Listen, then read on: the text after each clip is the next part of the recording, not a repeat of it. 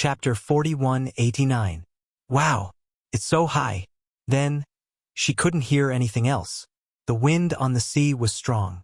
Without any shelter, the umbrella floated higher and higher with the sea breeze. The yacht towed the umbrella, and Chu-ho looked relaxed. With the sea breeze blowing and high up in the sky, Chu-ho didn't feel nervous at all. Instead, she felt free. She still remembered the first time she parachuted. She stood on the helicopter and looked down at the sky. Even though she pretended to be calm, she still felt uneasy and nervous. Parachuting wasn't 100% safe. The accident rate was also very high. Especially for newbies, if they didn't grasp the essentials, it was easy to fail the parachuting. Even if there were no accidents, they could still get injured. Not to mention other things, just the state of mind when facing such a high altitude was definitely something that ordinary people could understand. Yoon Shirshir stood by the sea and watched. Gu Jinglian walked over and looked at Chu-ho, who had drifted far away. He asked blankly, "What's that?" "That's an airship pulling an umbrella." Yoon Shirshir said nervously, "Why do I feel a little scared?" "Feels very high. Chu-ho has already flown so far away. I wonder if she's scared?" Gu Jinglian heard this and glanced at her disapprovingly. "Scared? What's there to be scared of? She won't be scared. She's so brave." Yoon Shirshir sighed from the bottom of her heart. She had seen many brave people, but she had never seen someone like Chu-ho, who was fearless in the face of any hardship. She was even braver than most men. 10 minutes later, Yoon Shirshir saw from afar that the umbrella was slowly descending on the sea. Chu-ho fell into the sea, but because of the life jacket, she floated on the sea. The coach went down the ladder and reached out to pull her. However, Chu-ho didn't grab his hand. She climbed onto the speedboat by herself easily. Soon, the speedboat flew toward the coast. Yoon Shirshir and Gu Jinglian heard the sound of the speedboat and looked over. They saw Chu-ho standing on the speedboat and giving Yoon Shirshir a thumbs up. "Great, you must try it." When Yoon Shirshir heard this, she looked at the high altitude where Chu-ho had flown. However, she still had some lingering fears. "Isn't it too high?" "That's impossible." Compared to parachuting, this height was already very friendly. Because it was a commoner entertainment project, the height was within the range of ordinary people. Chu-ho said to her, "At this height, I don't have to wear a safety suit. I can grab the safety buckle with my hands." The parachute had a safety clasp that needed to be held with both hands, but most people didn't have such a strong grip. When the coach heard this, he didn't think much of it. "How is that possible?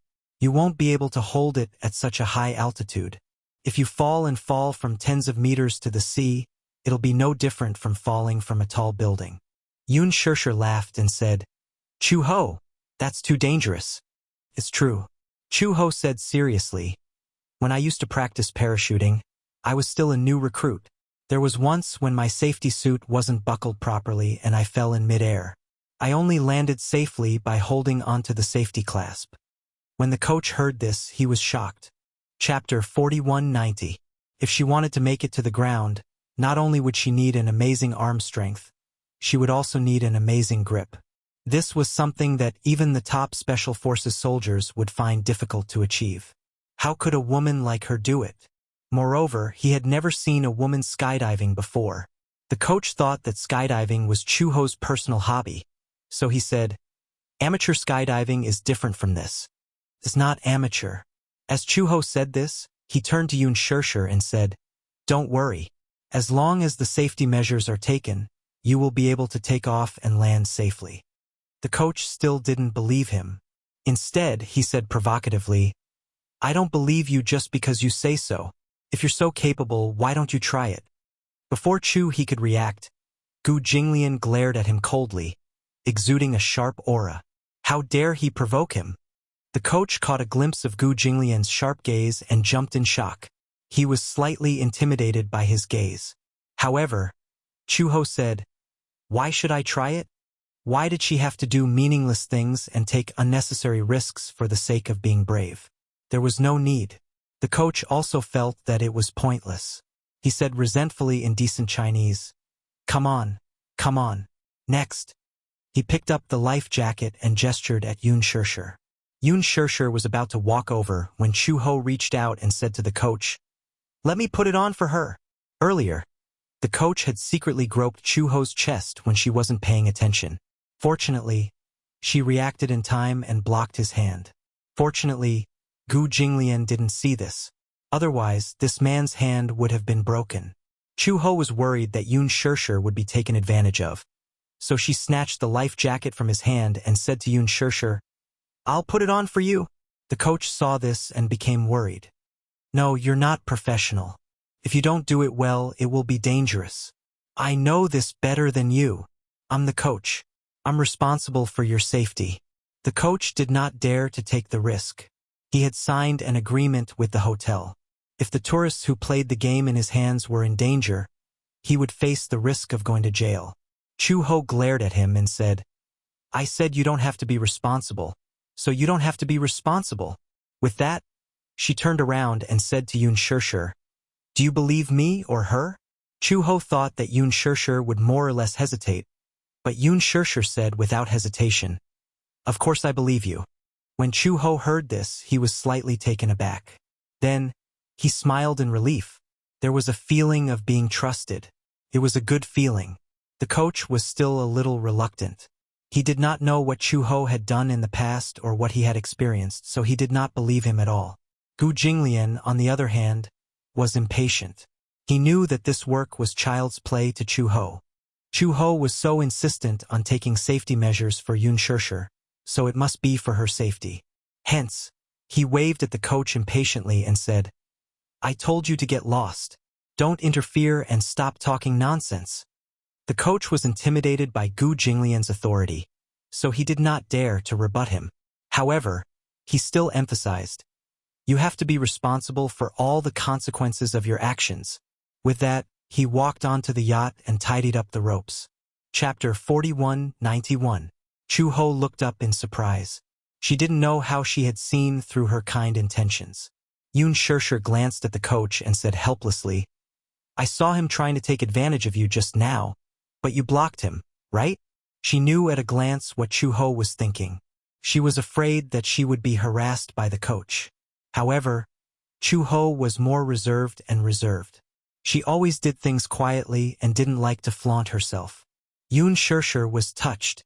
Chu-ho said quietly, "It's okay now. I've checked. It's tied up very well." With that, she retreated to the side and told Yoon Shirshir, "When I say 3, 2, 1, and you hear 1, start running. Don't care about anything else. Just run. Do you understand?" Yoon Shirshir nodded seriously. "I understand." Chu-ho gestured to the coach. The coach started the yacht and drove away. The rope was slowly dragged into the sea. Chu-ho looked at the rope being dragged into the sea and started counting. 3, 2, 1, run, run. Yoon Shirshir immediately followed Chu-ho's instructions and ran with all her might. Because she had to hold the paraglider, she didn't have as much strength as Chu-ho. It was a little strenuous for her to run. When she stepped into the sea, she suddenly felt her body float up like a hydrogen balloon. She screamed in shock and immediately felt herself flying into the sky. "Ah!" Yoon Shirshir was so scared that her face turned pale. She closed her eyes and didn't dare to look anymore. Chu-ho said loudly, "Open your eyes. Look." Then, as the water gradually rose, Yoon Shirshir could no longer hear Chu-ho's voice. Finally, she gathered her courage and opened her eyes. When she lowered her head again, she saw that there was a vast ocean beneath her feet. The speedboat broke through the waves and the sea breeze blew the paraglider higher and higher. Her body swayed along with the paraglider. Then, she saw the beautiful horizon in the distance. The horizon and the sea seemed to have fused together perfectly. She couldn't even tell with her naked eyes which line was the sea and which line was the horizon. Turning his head, he saw that on another public beach, the yachts, the beach chairs, and the tourists were gradually becoming smaller and smaller. The paraglider took her to the public waters. When the tourists below saw her, they shouted and whistled excitedly. They were extremely excited. "Wow! Yun Shirshir took a small breath and finally exhaled the turbid air that was stuck in her chest. What followed was an unprecedented relief. Although the safety rope was somewhat strangling her, it gave her a great sense of security. Ah! She shouted loudly, as if she was venting, as if she was cheering him on. However, his voice was quickly shattered by the sea breeze. It was her first time trying such a high-altitude project, so she was both excited and nervous. She followed Chu Ho's instructions and held the safety lock tightly. Her whole body relaxed, and she floated freely above the sea with the parachute. 10 minutes later, the speedboat reached the shore. Yun Shirshir wore a life jacket and jumped down from the speedboat. She stepped on the water and returned to the shore. Chu Ho came up to her and asked gently, "How was the experience? Was it fun?" "It was fun." Chapter 4192. Chu Ho interrupted her. "But you did very well." Yun Shirshir's eyes lit up. "Really?" "Yes." "Phew, that's good." Yun Shirshir patted her chest, still feeling a little scared. "Actually, I'm a little afraid of heights." "Afraid of heights?" Chu Ho scratched his head. He couldn't understand what a fear of heights was. This was because she had never been afraid of heights before. The first time she faced such a high altitude was standing on a helicopter. Facing a height of 2,000 meters, she was about to jump down. No one knew if there would be an accident. No one knew if she would survive. Yun Shirshir still wanted to continue playing. At this moment, Xiao Yichen suddenly ran over anxiously. "Mommy, bad news." Yun Shirshir saw his anxious expression and felt a little uneasy. She immediately walked over and asked, "What's wrong?" "Natalia has a fever." Yun Shirshir went to Natalia's room. In the huge room, Natalia lay weakly on the bed. The air conditioner wasn't on and she was even wrapped in a thick blanket. Yu sat quietly by the bed. When he heard footsteps, he immediately stood up and looked at Yun Shirshir. "Mommy, what's wrong with her?" Yun Shirshir walked to the bed and stretched out her hand. She saw a glass of water and a few pills on the bedside table. They seemed to be the fever medicine he had brought over. "What's wrong with her?" Yu frowned and said, "She seemed to be feeling unwell this morning. She has been lying in bed and can't get up." Uncle Hua Jin was a little worried and took her temperature. He found out that she had a fever of 39.8 degrees. 39.8 degrees. Such a high fever? That was quite a high temperature. Children weren't like adults. This temperature was already very serious.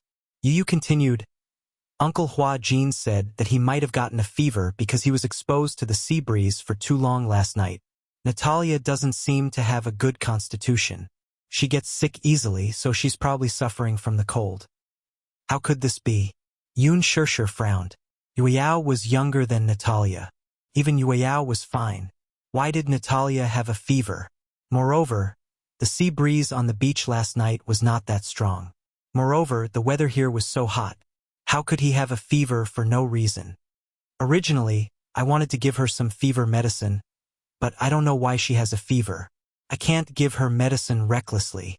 So, let's go to town to buy some fever patches first. If the fever patches don't work, we'll go to the hospital.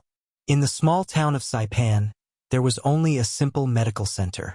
A proper hospital required a long drive to the center.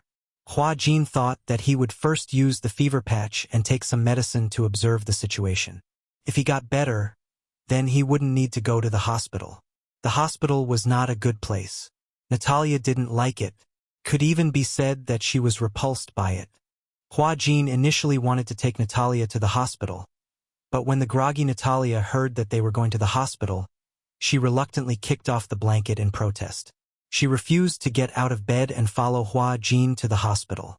Hence, Hua Jin coaxed her to take her medicine first and put on a fever patch instead of going to the hospital. Only then did she behave herself. Not long after, Hua Jin rushed back with fever patches and fever medicine for children from the medical center. Chapter 4193. He read the manual seriously but couldn't understand it no matter how hard he tried. Yun Shirshir panicked when she saw this. She immediately rushed forward and took the medicine box from Hua Jin's hands. She tore off the film of the fever patch and gently placed it on Natalia's forehead. She looked at the manual and took out 2 pills according to the amount. Hua Jin immediately understood. 2 pills at a time? Yeah. Let's take a day's worth of medicine first. Do you want to go to the hospital? Hua Jin was a little worried. Yun Shirshir said helplessly, if you go to the hospital, you'll need to make an appointment if it's not a serious illness. I've already made an appointment. If you don't get better by tonight, we'll send you to the hospital. Hua Jin was about to nod when a weak and uneasy voice came from behind them. I don't want to go to the hospital. Hearing this, everyone immediately turned their heads towards the source of the voice, only to see Natalia weakly sitting up from the bed and glaring at them fiercely. I don't want to go to the hospital. Her voice was weak, but her tone was firm. Hua Jin immediately walked to the bedside and hugged her shoulders tenderly. He comforted her. Why don't you go to the hospital? We don't need injections, but if you don't feel well, you won't be able to go to the beach to play, right?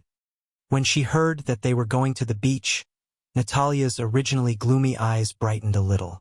She looked at Hua Jin expectantly and mumbled, I want to go to the beach to play. When they came, Hua Jin had bought Natalia a cute life buoy and a beautiful swimsuit. He even said that he would take her on a yacht. If she continued to be sick, they wouldn't be able to go to the beach to play. Thus, Natalia started to hesitate. When Yun Shirshir saw this, she squatted by the bed and looked at her seriously. She asked curiously, why don't you want to go to the hospital? Natalia was silent for a long time. She turned her face away but didn't want to say anything. When Hua Jin saw this, he immediately said sternly, Natalia, no matter who is talking to you, you have to look at them. Okay? This is respect and courtesy. Yun Shirshir smiled helplessly. She's already sick. Why are you still talking about this? Yu and Xiaoi Chen looked at each other and immediately walked over. They said worriedly, Natalia, let's go to the hospital. Hurry up and get better. Then we can go out to sea and play together. That's right. Didn't we agree to go snorkeling tomorrow? If you're sick, how are you going to go? If it weren't for you, we would be very bored. Natalia hesitated for a long time before she said in a lonely voice, Natalia suddenly said something that sent chills down everyone's spines. My sister said she doesn't want to go. Yun Shirshir and Hua Jin looked at each other and were stunned. At the airport, Alice hurriedly took a taxi and rushed to the private beach. The taxi stopped at the entrance and she hurriedly paid the bill. At the same time, Yun Shirshir had been waiting at the entrance for a long time. Earlier, Yun Shirshir had asked Alice to come to Saipan for a vacation. Also, Alice wanted to observe Natalia's condition. However, when the plane landed, she received a call from Yun Shirshir saying that something had happened to Natalia. Chapter 41-94. By this time, Natalia had already taken the medicine under Hua Jin's patient persuasion. As the medicine took effect, she went to bed early to rest. The moment Alice entered the villa, she saw Hua Jin sitting by the bed with a solemn look on his face. He was looking at Natalia with heartache. What happened? Alice put her hands in the pockets of her windbreaker and walked to the bed. She glanced at Natalia and frowned slightly. What's wrong with her? Shoo! Hua Jin gestured to the door and mouthed to Natalia, she's asleep. Let's talk outside. Alice nodded, turned around, and walked out the door. Hua Jin asked Yu and Xiaoi Chen to look after Natalia in the room. He then followed Alice to the door. Alice lit a cigarette and stood by the bed. She asked quietly, something happened to her, right? Hua Jin nodded silently and sat down on the sofa. He asked hesitantly, does Natalia have an older sister? Alice turned around abruptly and narrowed her eyes suspiciously. Older sister? Yes. She said her older sister's name is Natalia. Natalia? Alice's face suddenly turned serious. She looked at Hua Jin. For a moment, her mind was filled with thousands of thoughts. She wanted to say something but stopped herself. Yun Shirshir poured 2 cups of tea and walked over to them. She looked at Alice and said hesitantly, Alice, we seem to have discovered Natalia's second personality. However, we found something troublesome. What troublesome thing? Yun Shirshir looked at Hua Jin. Hua Jin stood up, opened a drawer in the cabinet, and took out a crystal ball. When Alice saw the crystal ball, she was shocked. Hua Jin had mentioned the crystal ball to her before. When she saw the real thing, she was even more certain that this crystal ball was definitely an auxiliary tool used by hypnotists. Alice asked in surprise, "Did you steal this from Natalia?" That day when we were on the trip, I was packing my luggage, but she kept holding this crystal ball silently. I asked her to let me keep it for her, but she didn't seem willing. However, when I checked in my luggage, because it was a fragile item, it needed to be checked in. So, I had an excuse to keep the crystal ball in my luggage. When we arrived in Saipan, I lied to her and told her that I accidentally lost the crystal ball when I checked it in. Upon hearing this, Alice asked suspiciously, "Is she sad?" "No. That is..." She was very anxious and restless. She didn't sleep well the whole night. Alice frowned slightly. She felt that there was something fishy about this. Hua Jin said seriously, "I observed for a while. I found that besides being inseparable from the crystal ball, Natalia has a more obvious characteristic." "What characteristic?" "That is, she can't leave the crystal ball. Otherwise, in addition to being anxious, she will also have trouble sleeping and eating. Last night, she fell asleep very late. When she woke up in the morning, I found that she suddenly had a fever." "Fever?" "Yes."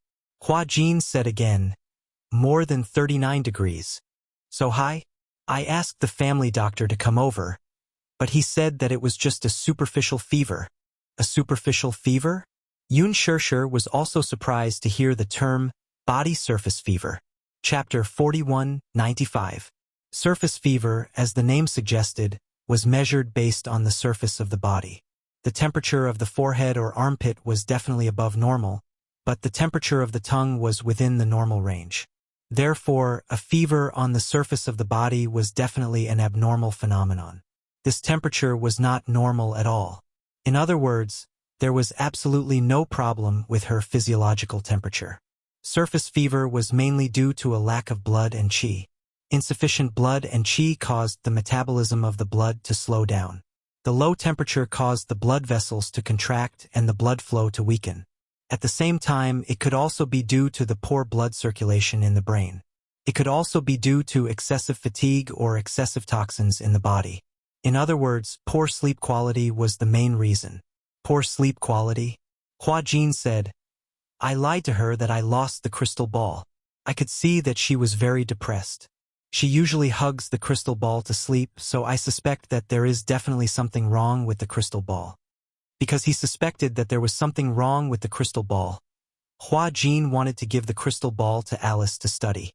Alice took the crystal ball and observed it for a while. She came to a conclusion. "I guess that the crystal ball is the main reason for her fever." "Why?" "This is probably just a guess, but I think that if there are no unexpected circumstances, this guess is enough to be valid." "What do you mean?" "You said that she usually hugs the crystal ball to sleep, but for the past few days, you hid the crystal ball and did not give it to her, right?" Hua Jin nodded. "Then, I guess that the other personality probably caused a psychological suggestion to the main personality. This psychological suggestion was guided by the crystal ball. The crystal ball is an important tool for hypnosis, so perhaps Natalia's main personality is being controlled by the second personality, and the second personality is using the crystal ball to control her." Hua Jin could not help but gasp when he heard this. The more he thought about it, the more terrified he became. He suddenly remembered that there was a gap in his memory some time ago. At first, he did not notice anything unusual. He thought that he must have been too tired or that his memory had deteriorated as he grew older. However, when he thought about it later, he realized that his memory had always been very good, especially when it came to memorizing scripts. He always memorized them very quickly and firmly. Later, when he found the crystal ball in Natalia's room, he began to suspect that he had been hypnotized by the crystal ball. He didn't know why, but he could vaguely see the shadow of another Natalia in Natalia. Sometimes, he would feel that Natalia was both unfamiliar and familiar at the same time. He felt like he had seen him somewhere before, but he couldn't remember where. It was like amnesia. Alice came to a conclusion. I'm guessing that Natalia's other personality came out before this. However, that personality might know hypnotism and used it on you to erase your short memories. Hypnosis. When Yun Shirshir heard this, she immediately asked nervously, "What are the symptoms after hypnosis?" Chapter 4196. Some people will faint. Some people will feel very sleepy and want to sleep. Moreover, they will sleep very deeply and won't wake up no matter what. Yun Shirshir let out a short ah, and her expression changed. She suddenly remembered that day. In order to fulfill Yu Yu's promise to Natalia, Gong Fan had personally made the dessert table. However, he suddenly fainted. When he woke up, he said that he was very sleepy. She hugged him and coaxed him to sleep. However, he had not woken up until now. He had not seen Gong Fan for a very, very long time. When Yun Shirshir thought of this, her heart felt like it was being stabbed by a knife. Alice saw that Yun Shirshir's expression was ugly and asked worriedly, "What's wrong? Why do you suddenly look so pale?" Does that mean that Gong Fan was also hypnotized by Natalia's other personality? When Alice heard this, her expression froze. "What do you mean?" Yun Shirshir immediately recounted what had happened that day to Alice in detail, excluding the cause and effect of the incident. When Alice heard this, her eyes flickered and her expression became very serious. When Yun Shirshir saw that Alice's expression did not look good, she also felt worried. "Actually, I have no way of knowing why Gong Fan hasn't woken up until now. I'm so afraid that he has disappeared from Yu Yu's body. However, I can't ask and I can't see. I can only live in fear every day. There's nothing I can do. However, just as you said, I thought about it carefully. Indeed, on the day that Gong Fan had a problem, Natalia was also there. The symptoms basically match what you said. I'm pregnant. Could he have been hypnotized by Natalia?" "It's not Natalia," Hua Jin suddenly said. Yun Shirshir looked at Hua Jin and heard Hua Jin say, "Perhaps it's Natalia. Natalia would never do such a thing. You don't know her well." "No." Hua Jin's attitude was firm. "Can't be Natalia. Otherwise, why didn't Natalia hypnotize me?" Everyone fell silent. Alice always felt that there was something fishy about this matter, but she couldn't figure out what exactly it was. Her thoughts were in a mess. There seemed to be a flash of inspiration in her mind, but she couldn't grasp it. "Gong Fan has never woken up since then?" Alice asked again. Yun Shirshir nodded solemnly, her voice trembling. "I miss him very much." For a long time, she suppressed her emotions and did not want to show them in front of Yu Yu and Mu Yaja. But she was also worried. Even though she kept comforting herself that it would be good for Yu Yu if Gong Fan's personality disappeared. Was this not what she had been most happy to see in the past? However, no matter how much she comforted herself, she couldn't convince herself otherwise. She was afraid that her indecisiveness would hurt Yu Yu. Could Gong Fan have disappeared? Yun Shirshir looked at Alice with reddened eyes, like a person in distress and despair. Alice stared fixedly at Yun Shirshir with furrowed brows, not knowing how to answer her question. She pretended to be calm, but deep down, she didn't know what had happened to Gong Fan. Chapter 4197. Separated by a door, Yu Yu stood in the room. Through the gap between the door and the door, he silently watched the dazed Yun Shirshir in the living room. His fingers trembled slightly. Yu Yu took a deep breath and turned around. He leaned against the door gently, his eyes filled with heartache. Gong Fan had indeed disappeared for a long time, but he didn't know why he had disappeared. However, he didn't know that his mommy was so worried about Gong Fan. She was probably afraid that he would be sad. She was afraid that he would think that her love for him was divided into two parts. One part belonged to him and the other part belonged to Gong Fan. Hence, she pretended to be calm, as if she wasn't that worried. Actually, she should be very worried. Yu Yu knew that his mommy had feelings for Gong Fan. He even noticed that during this period of time, every morning when she woke up and rushed into the room, she would see him. The dejection in her eyes couldn't deceive anyone. Yu Yu closed his eyes and muttered, "Gong Fan, where have you been?" However, deep inside his body, there was no sound at all. Gong Fan had disappeared. Yu was feeling dejected when he suddenly heard Yoon Shirshir's serious voice outside the door. No, you can't take Yu and Natalia away. When Yu heard this, he turned around and looked through the gap in the door. He saw Yoon Shirshir sitting on the sofa with a determined expression. I won't let you take Yu and Natalia away. It turned out that Alice had tactfully mentioned that she hoped that Yu and Natalia would be taken away for some research. When Yoon Shirshir heard this, she was like a cat that had been provoked. She immediately became alert and her attitude was resolute. Although she still maintained a calm and polite attitude, the resistance in her eyes was obvious. No, she said firmly. I know that you're doing this for Yu's good, but I won't allow Yu to leave my side again. When Alice heard this, she sighed helplessly. She understood Yoon Shirshir's concerns. However, she had reaped what she had sown. After all, she had hypnotized Yu and wiped away Yu's memories. Yoon Shirshir was more or less afraid of her. If Yu were to be handed to me, would you also be worried? Yoon Shirshir didn't speak. She bit her lip and clenched her fists. Alice said, as you said, there is indeed a problem with Gongfan's disappearance for so long. I'm just as worried as you are. However, if we don't take Yu and Natalia back for research, I won't be able to find out what happened to them. I won't be able to determine what happened to them. Hence, I want to take them back for research. We can only find out what the problem is then. Moreover, I also feel that Natalia's situation is very dangerous now. I can't guarantee that. No. When it came to this topic, Yoon Shirshir's attitude was as firm as steel. Alice immediately lowered her head helplessly and rubbed her forehead with a headache. When Hua Jin heard this, he was a little worried. You said that Natalia's situation is very dangerous now. What kind of danger is it? You haven't seen her second personality until now? Yes, Hua Jin replied honestly. Chapter 41-98. However, Shirshir said that she suspected that Gongfan had been hypnotized by Natalia's second personality. Yes. Then, this proves that, Alice said slowly.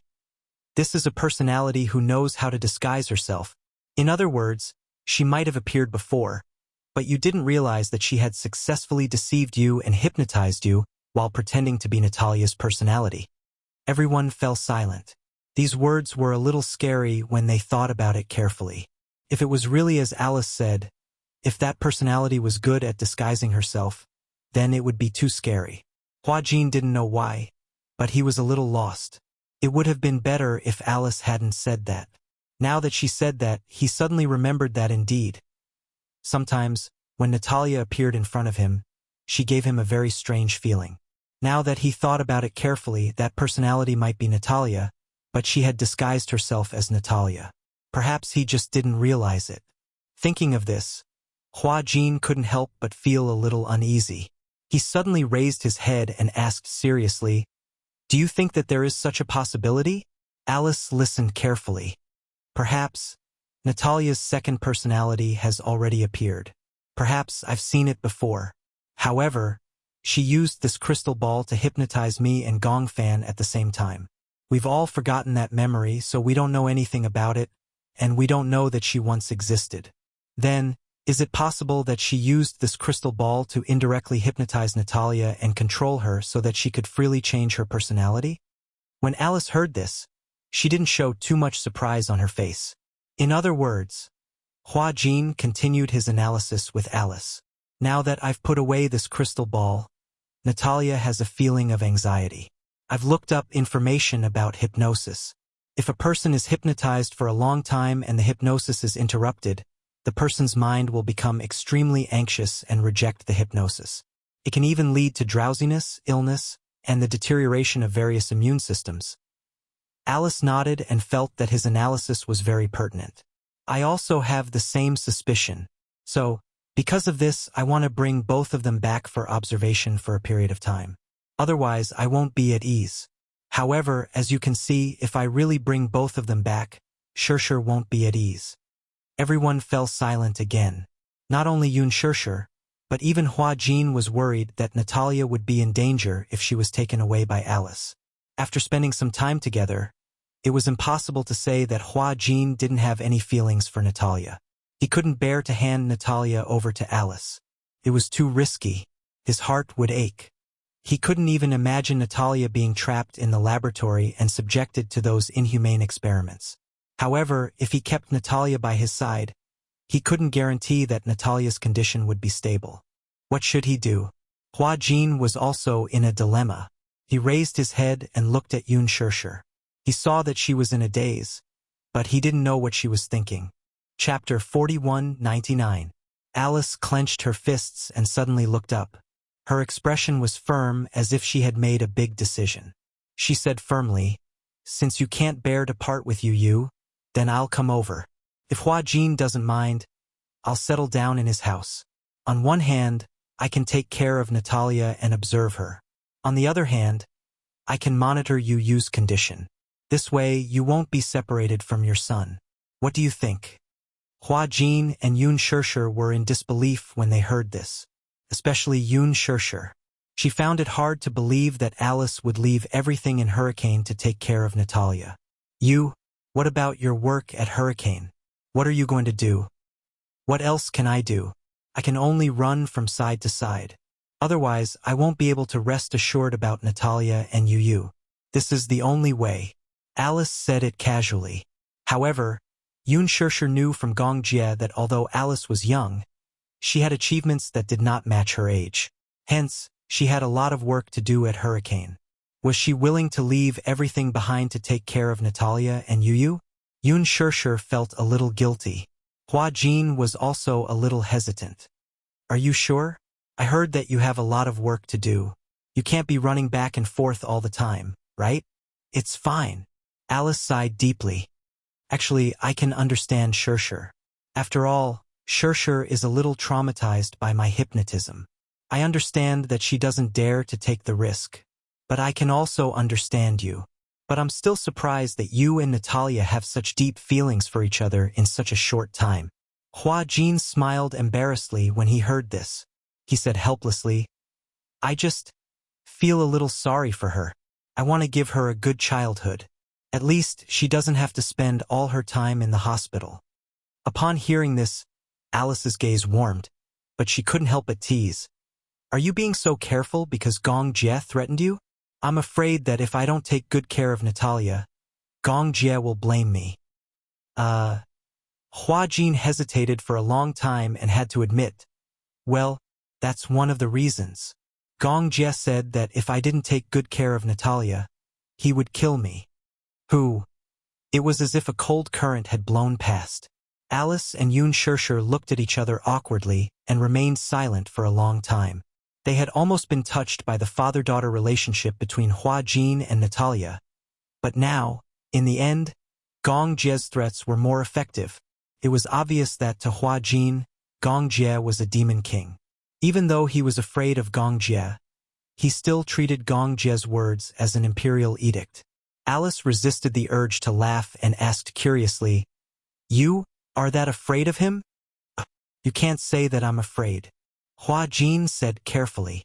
"Then what is it?" Yun Shirshir and Alice asked almost at the same time. Hua Jin answered meticulously, I think it's respect." "Respect?" This word almost made Yun Shirshir burst out laughing uncontrollably. Using the word respect was a bit too ridiculous. Chapter 4200. That's true. After hearing this, Hua Jin agreed that there was indeed nothing to fear from Gong Jie. Although his identity was a little shocking to ordinary people, once they were familiar with him, they would not be so fearful. But, for some reason, he was clearly hinting to himself that Gong Jie was just an ordinary person and there was no need to be afraid of him. However, every time Gong Jie stood in front of him, there was an invisible aura that felt like it was going to break his bones. Even if a person with a strong aura did not have any expression on his face, he was still imposing. However, for some reason, Hua Jin had an inexplicable desire to gossip about Gong Jie. "Did you grow up with him?" "I guess so.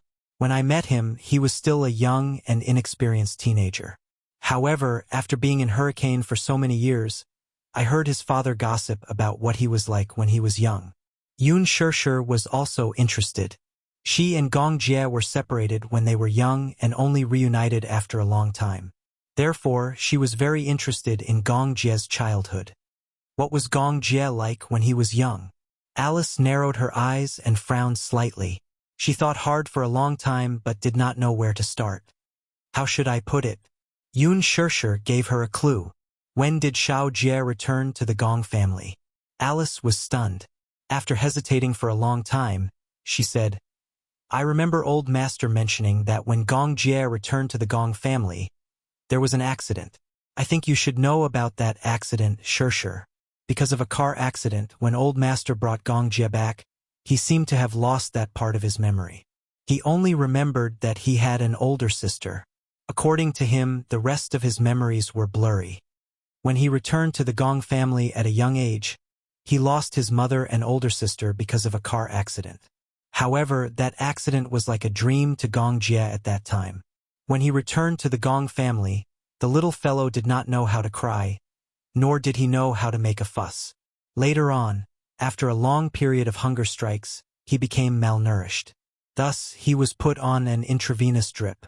Later, no one knew what Gong Xiaoying and Gong Jie talked about, but the two of them stayed in the study for the whole afternoon.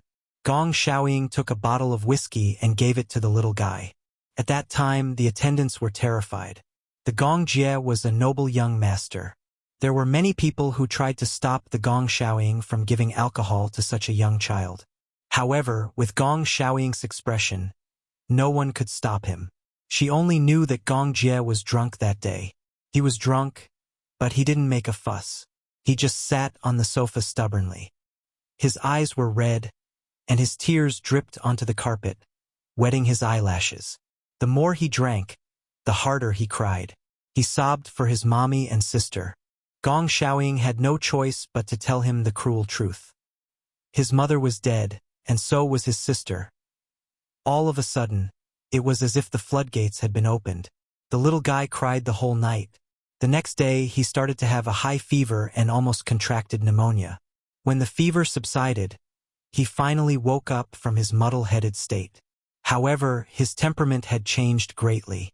He didn't like to smile and he didn't cry easily. Chapter 4201. Yun Shirshir recalled. When Xiao Jie was young, he wasn't that domineering. In fact, he loved to smile. I loved to see him smile. It was so contagious. No matter how sad he was, his smile would sweep away the gloominess in his heart. From then on, he rarely smiled. From then on, Gong Jie began to receive military training in the Gong family. Gradually, as he grew older, he began to stand out among his peers. Gong Xiaoying was proud of having such an outstanding son. When he reached adulthood, he gradually entrusted him with some of the Hurricane Group's affairs. Gong Jie was very capable. Whatever Gong Xiaoying entrusted to him, he would always complete it well. However, Gong Xiaoying obviously underestimated his son's ambition.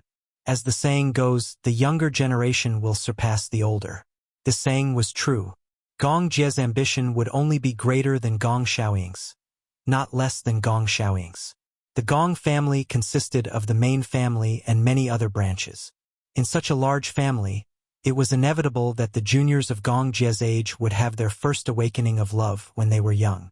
Young men like Gong Jie were addicted to debauchery at that time, but Gong Jie had no interest in women. Did you know? At that time, Master was very anxious.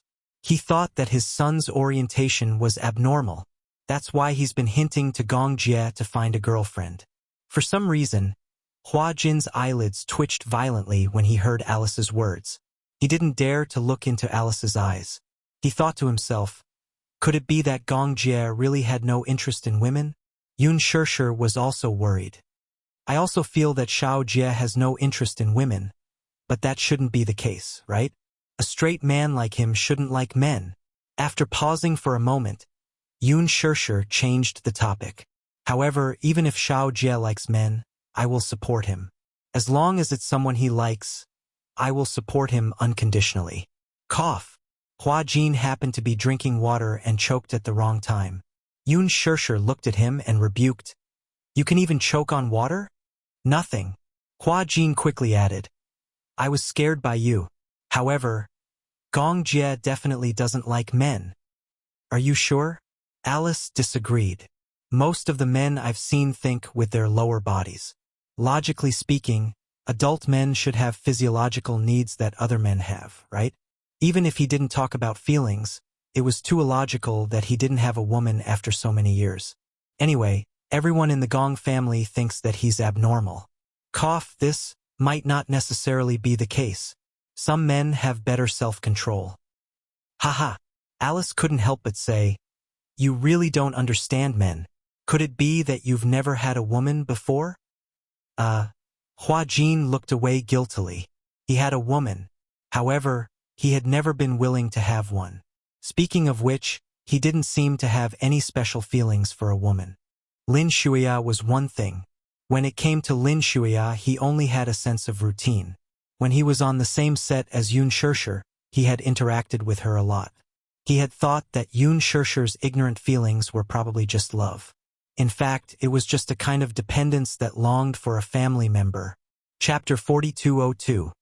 He treated Yun Shishir as his own sister and did not have any messy feelings for her. Therefore, he did not really understand why those men had a special obsession with women. He felt that he could probably lead a good life alone. Yun Shishir also agreed with Alice's words. Hua Jin, you think that you don't understand men. Most men, if they don't have feelings for women, they can also sleep on the same bed. They are different from women. Is this what you call a biological need? You can understand it that way. Yun Shishir continued. Humans have 7 emotions and 6 desires. They are not gods or saints, so how can they be pure? Hua Jin's face turned even redder. Yun Shishir did not notice, but Alice did. She felt that it was a little strange. She did not know why Hua Jin's face was so red. She did not think too much about it. Anyway, Gong Jie was obsessed with work for a long time. At that time, he went to a war-torn area like Africa without hesitation. He was young and frivolous, and he did not hesitate to go to a place where no one should go. He always laughed at me for being a workaholic, but when it comes to work, he is far more strict and serious than I am. Moreover, he is very domineering and stubborn. Once he has decided on something, he will not allow anyone to overturn it, not even master. I don't think Xiao Jie is very domineering. Yun Shishir was a little puzzled. No matter what, he will listen to me no matter what I say. That's because to Gong Jie, you are definitely the most special one. When he has a girlfriend in the future, I might not be the most special one. When Alice heard this, she suddenly smiled, and her eyes revealed a look of envy. You know what? I'm especially envious of you, she said sincerely. Yun Shishir heard this and was a little puzzled. Why? What do I have to be envious of? I'm envious of you. You've already achieved so much at such a young age. Alice couldn't help but smile bitterly. In fact, no matter how strong she was at work, Alice was still a woman. In the past, she had also yearned for love and family. She envied Yun Shishir because whether it was Mu Yaja, her 2 sons, her friends, or even an arrogant man like Gong Jie, they all doted on her like a princess. She lived her life as a strong woman. Yun Shishir, on the other hand, lived like a princess. No matter which woman you asked, who wouldn't yearn for it? If he said that he didn't yearn for it, it was only because he couldn't get it. Everyone was different. Yun Shishir may not have a strong personality, nor was she the type of strong woman who could take charge of everything on her own. But, because of this, everyone was willing to dote on her like a princess. She had a special quality about her that even she couldn't help but want to treat her well when she met her.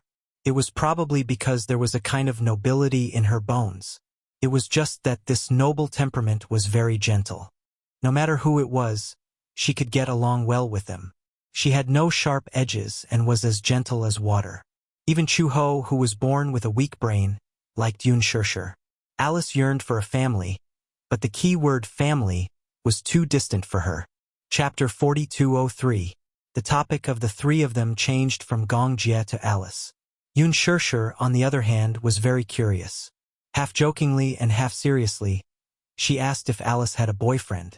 Alice made it clear that she didn't want to get married. You don't want to get married? Yun Shishir didn't look surprised when she heard that. Some women didn't like to get married, probably because they were disappointed in men and marriage. They didn't want marriage to restrict their freedom. Alice said frankly, "Actually, I have a lot of expectations for marriage and family, but this expectation is too heavy. I can't ask for it, so I don't want it anymore." Why? Yoon Shirshir, on the other hand, could not understand what he meant. Logically speaking, those who didn't want to get married were usually those who had been hurt emotionally. Otherwise, they didn't have any hopes or expectations for marriage. However, as Alice said, since she had expectations for marriage, why did she insist on not getting married? Alice could also see Yoon Shirshir's doubts. She took a deep breath and said calmly, "I can't have children, and I'm destined to not be able to have children. In the past, I've thought about getting married and having a family. But because of my body's condition, it seems that it can't be realized. Since it can't be realized, I don't want to have any more fantasies." How can that be? Yoon Shirshir was surprised when she heard that she couldn't have children. She had never heard Alice mention this before. Now that she mentioned it, she was surprised. Hence, she felt a little strange. What happened? Alice didn't hide it from her. She said, "I remember that it was a few years ago. Gong Jia came back from Africa and was infected with the plague there. I still remember that time in Africa the plague was rampant. When Gong Jia came back to Hurricane, he was immediately quarantined. At that time, no one could do anything about this virus. In Africa, once someone is infected with this virus, they are treated like corpses. Many people who are infected with this virus are thrown into the quarantine zone like rotting livestock. Most of them starve to death before the virus takes over their lives." Starve to death. When Yoon Shirshir heard this, her heart couldn't help but clench. Of course, she knew that Gong Jia had recovered. But how did he recover? Yoon Shirshir faintly felt that it must be related to Alice's infertility. She used to pay attention to the news when she was in university, so she knew about the Amelia virus in Africa. Is it the Amela virus? Alice nodded. It was the Imanla virus. At that time, Gong Jia's infection had not been serious, but no one knew when it had worsened. Yoon Shirshir was suddenly enlightened. "I heard that a vaccine was developed for that virus, but until now, the epidemic in Africa has not been controlled." "Yes," Alice said, "because the cost of the vaccine is very high, many places in Africa are relatively barren. Most of the war refugees don't have the means to be cured." Yoon Shirshir asked tentatively, "This vaccine, was it developed by you?" "Yes." Then, Yoon Shirshir and Hua Jin said almost in unison, "Was it developed by you?" Chapter 4204. At that time, Alice was still a young doctor. She was not an authority in this field. Therefore, she was helpless against such a plague. After Gong Jia and a few others were quarantined, the medical center of Hurricane was out of control for a long time.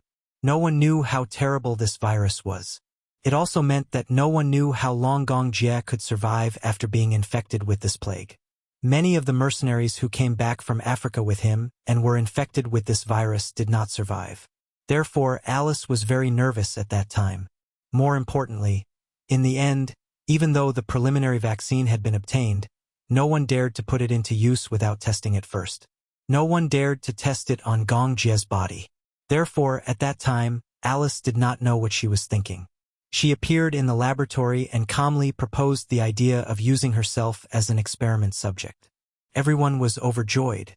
At that time, Alice was still very young and had not entered Hurricane yet. She was just an intern in the medical center and was not considered an experienced doctor. Therefore, in the eyes of many people, she was worthless. However, since she was willing to use her body as the price, the researchers who were researching the vaccine were naturally surprised. However, Alice was also informed in advance that because the vaccine was the preliminary vaccine, once the implantation failed, the virus would backfire and her life would be in danger. Alice understood, but she was not afraid. She did not hesitate to use herself as an experiment subject. However, as expected, the experiment failed and the virus backfired. She was infected with the virus and was finally out of danger after a few days and nights of emergency treatment. However, because she accepted the human experiment without permission, she was expelled from the hospital. It was also because of the virus that she could not have children for the rest of her life. Because of the infection of the virus, most of the chromosomes in her body were destroyed. Even if she could have children, there was a terrible possibility that she would give birth to a deformed child. Therefore, she gave up. You did it for Gong Jie? Alice suddenly fell silent. She pursed her lips and said calmly, "You can think of me as the Virgin Mary. For the health of the world, I sacrificed my life for righteousness." She was so relaxed that it was difficult to see how painful it was to make this choice at that time. However, Alice did not mention that she was willing to do it for the sake of Gong Jie. She had seen Gong Jie before. Before entering the hurricane, she had met him by chance as a medical volunteer in Africa. It was only this side that seemed to last for 10,000 years. She dreamed of entering Hurricane and becoming a member of the Hurricane Medical Center. However, as soon as she arrived at Hurricane, she had to deal with the news that Gong Jie was infected with the virus. She did it almost without thinking, even though she knew that this result was definitely not something she could bear. However, at that time her head was hot and she didn't think about anything else. Gong Jie didn't even know about it. Alice also rarely mentioned this matter. Infertility was the result of a series of full-body checkups after her recovery. She couldn't accept it, but she had to. Fortunately, Gong Jie didn't have any serious problems. After learning a lesson from Alice, the vaccine was perfected.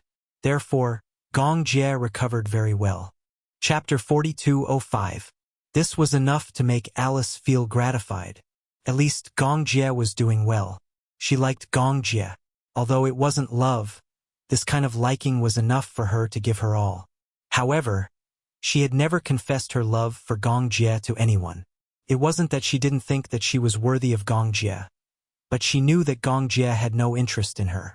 If the feelings of liking someone were not mutually willing, then it would only become a burden to reveal one's heart. Hence, Alice had never mentioned this matter to Gong Jie, so that he wouldn't feel burdened. She also didn't feel that Gong Jie had to reciprocate her love and her efforts. This wasn't liking someone. This was kidnapping. This was extortion. This wasn't her motive, and it wasn't her style of doing things. Hence, she suppressed this matter in her heart. She also restrained her love for Gong Jie deep in her heart. Alice smiled. I didn't expect that my unintentional actions would indirectly save Gong Jie. It's really a coincidence. She pretended to be relaxed, but Yun Shishi's expression turned serious when she saw it. Although Alice didn't show any signs of regret, she still probed carefully. Actually, you did all this for Xiao Jie, didn't you? Alice was stunned and didn't say anything. She avoided Yun Shishi's gaze and said casually, No, I only did what I had to do. Because of me, the vaccine was developed and the illness was under control. As for Gong Jie, that can only be said to be a coincidence. Since she had already said so, Yun Shishi didn't expose her. However, she could see that Alice was restraining her love for Gong Jie.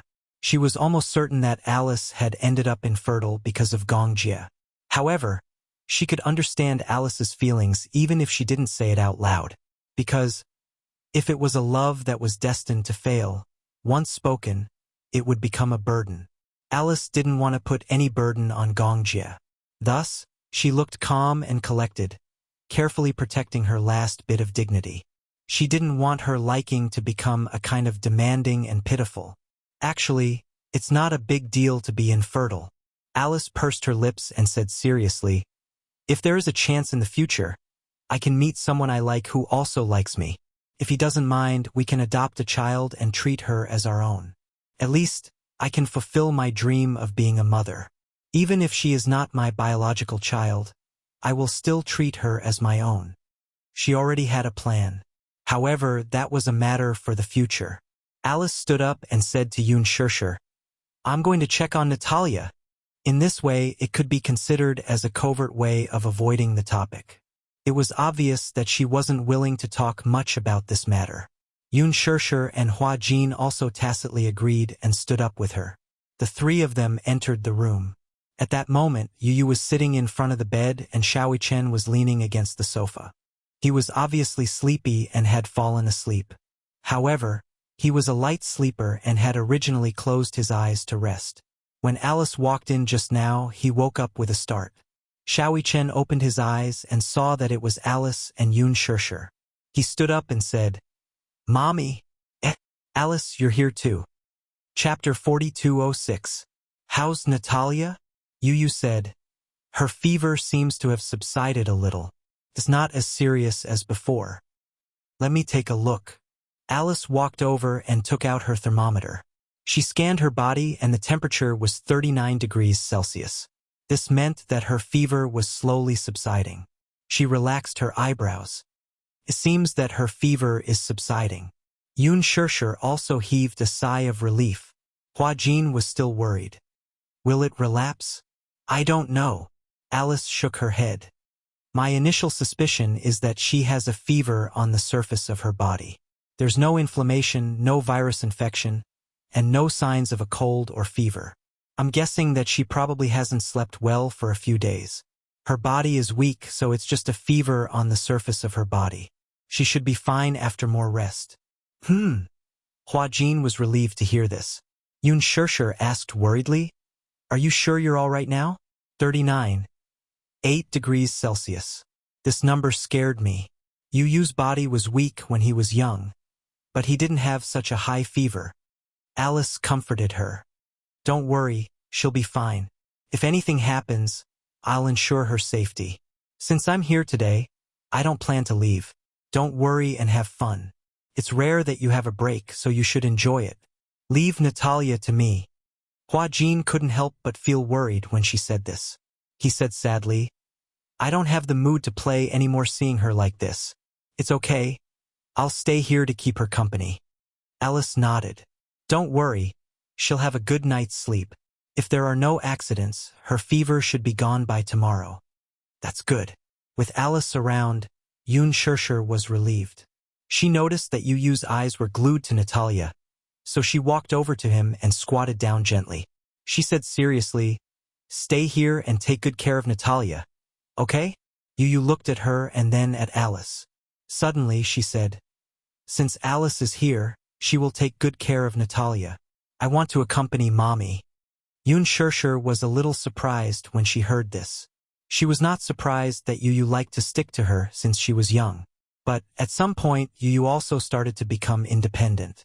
Slowly, she no longer relied on her as much as before.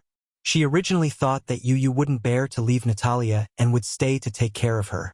She didn't expect him to say that he wanted to stay with her. Yun Shirshir couldn't help but laugh. Mommy isn't sick. Why do you suddenly want to accompany Mommy?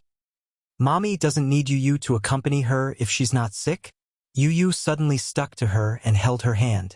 He snuggled into her embrace and said coquettishly, I just want to accompany Mommy.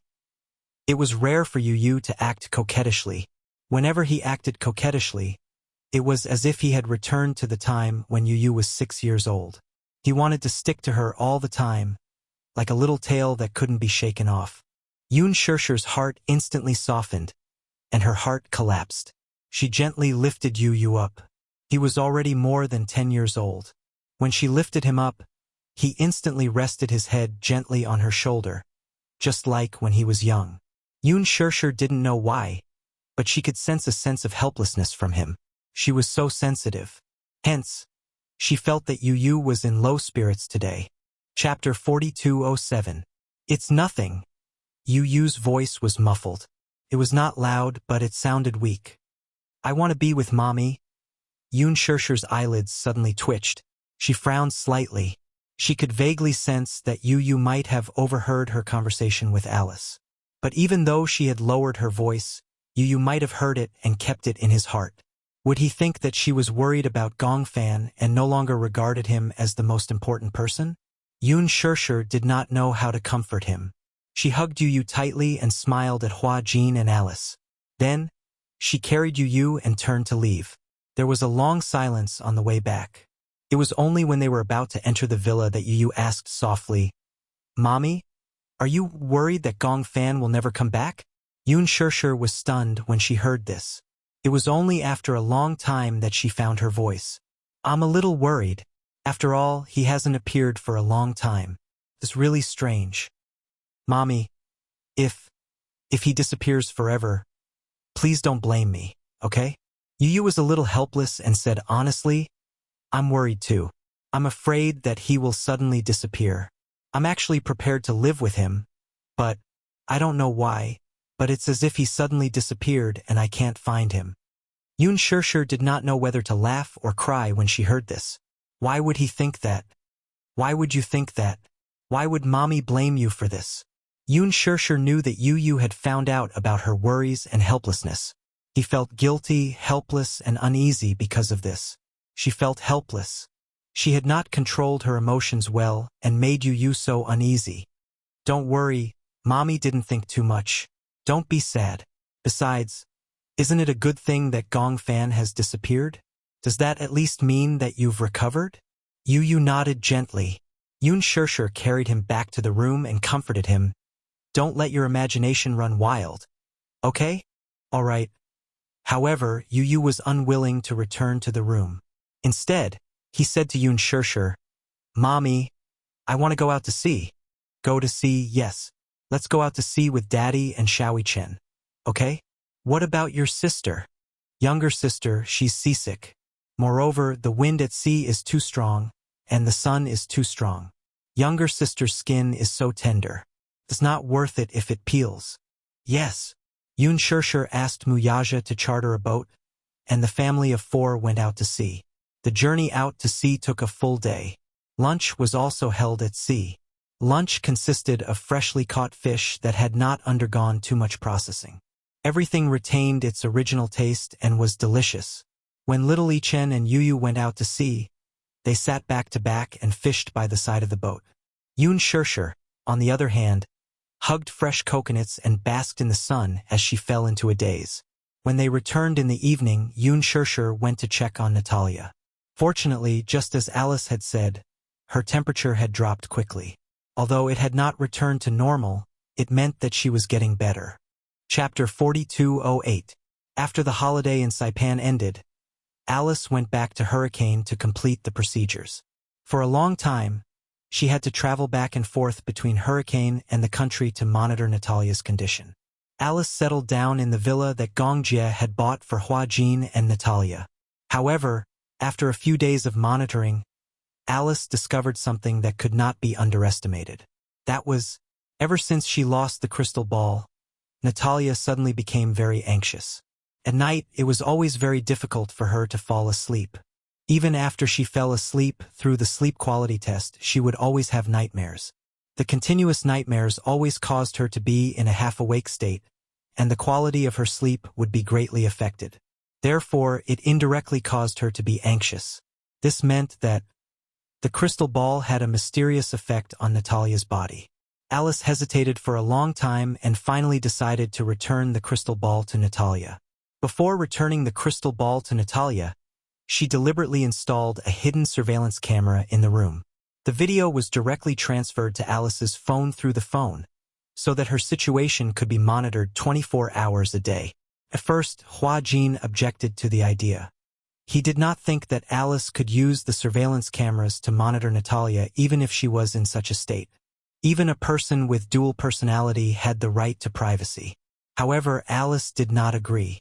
She felt that the most important thing now was to find the connection between the crystal ball and Natalia. Hua Jin was convinced and did not interfere too much. So, Hua Jin found an opportunity and returned the crystal ball to Natalia under the excuse that he found it at the airport. Natalia hugged the crystal ball and couldn't bear to put it down. Even her mental state had improved a lot. Hua Jin saw that she hugged the crystal ball as if she had found her life again. He could not help but be curious, so he secretly asked her why the crystal ball was so important. Alice said, "At night, there will be a fairy in the crystal ball who will sing me to sleep." How is that possible? Hua Jin kept staring at the crystal ball, but he could not figure out anything. He was puzzled. Where is the fairy? Why can't I see her? Humph, only I can see her. No one else can see her at all. This is a secret between me and her. A secret that only the two of us know. As she spoke, she hugged the crystal ball to her chest, not letting Hua Jin see it anymore. On the day that Hua Jin returned the crystal ball to Natalia, Alice turned on the surveillance camera. However, it was this surveillance camera that made Alice discover a very serious problem. She found that every day before she went to bed, Natalia would hold the crystal ball and stare blankly for half a day, as if she could see something from the crystal ball. But then, there was an obvious change in her condition. This state was not unfamiliar.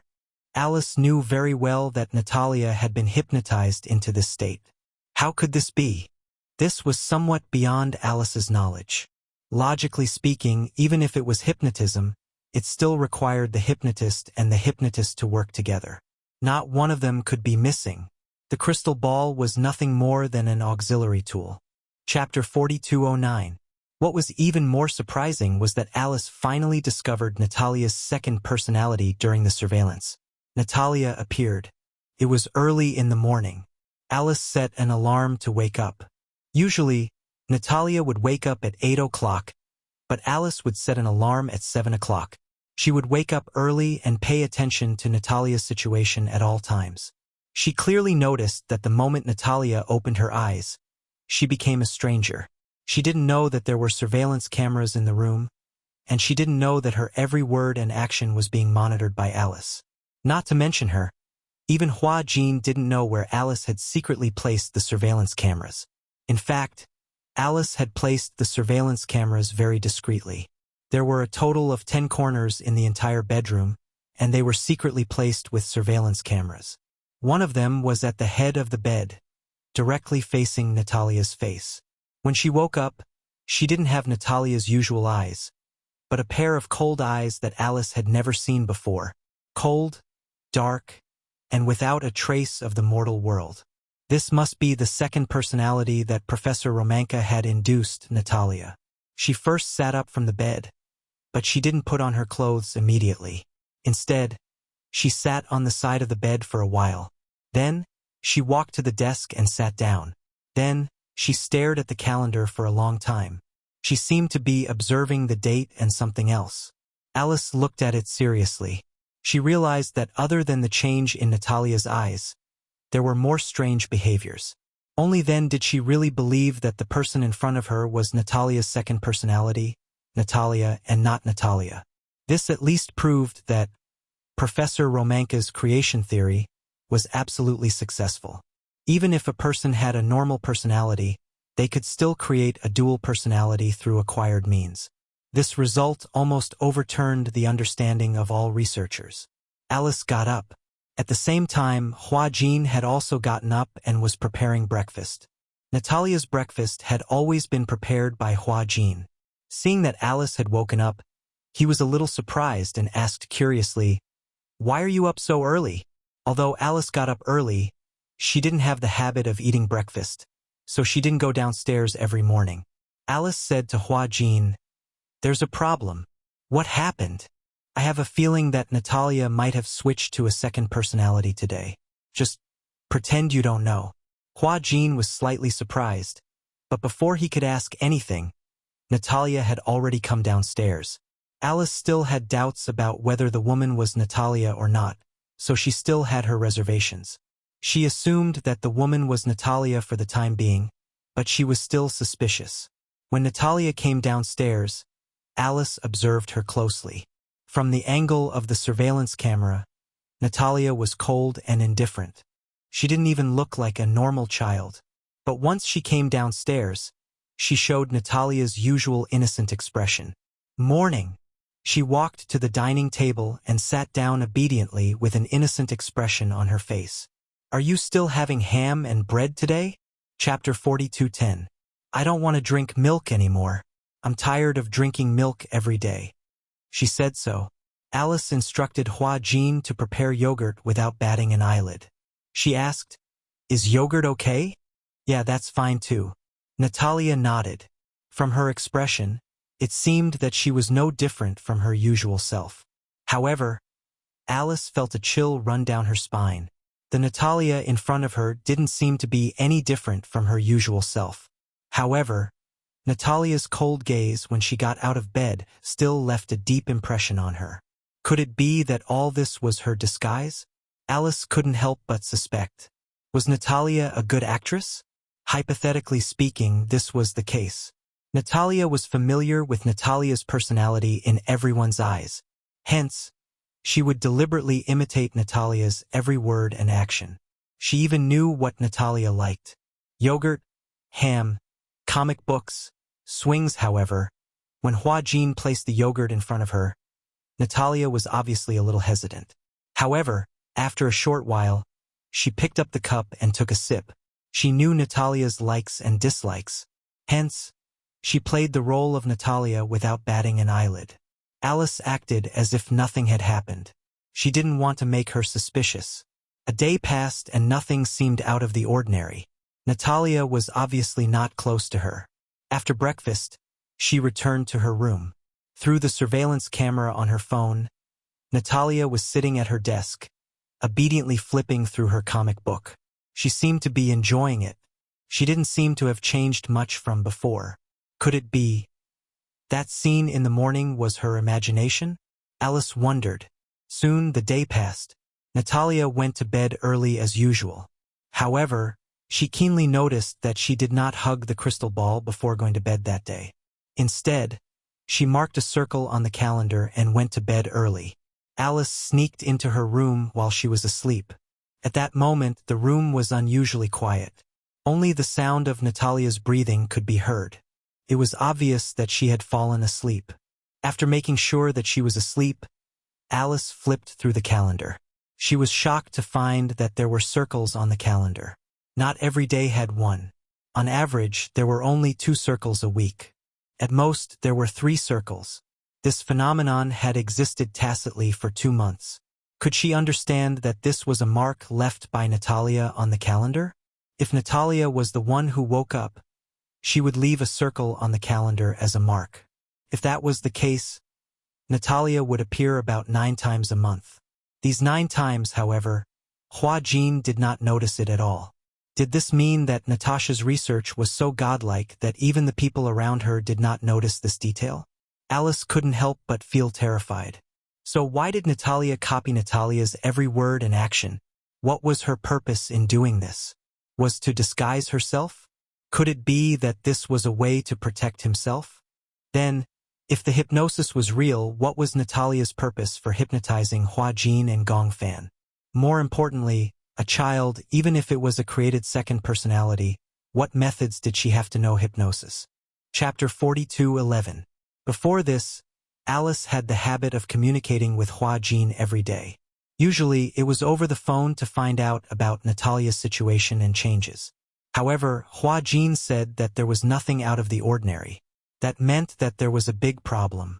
There were too many things that needed to be uncovered. Alice suddenly realized that Natalia might be hiding many secrets that no one knew about.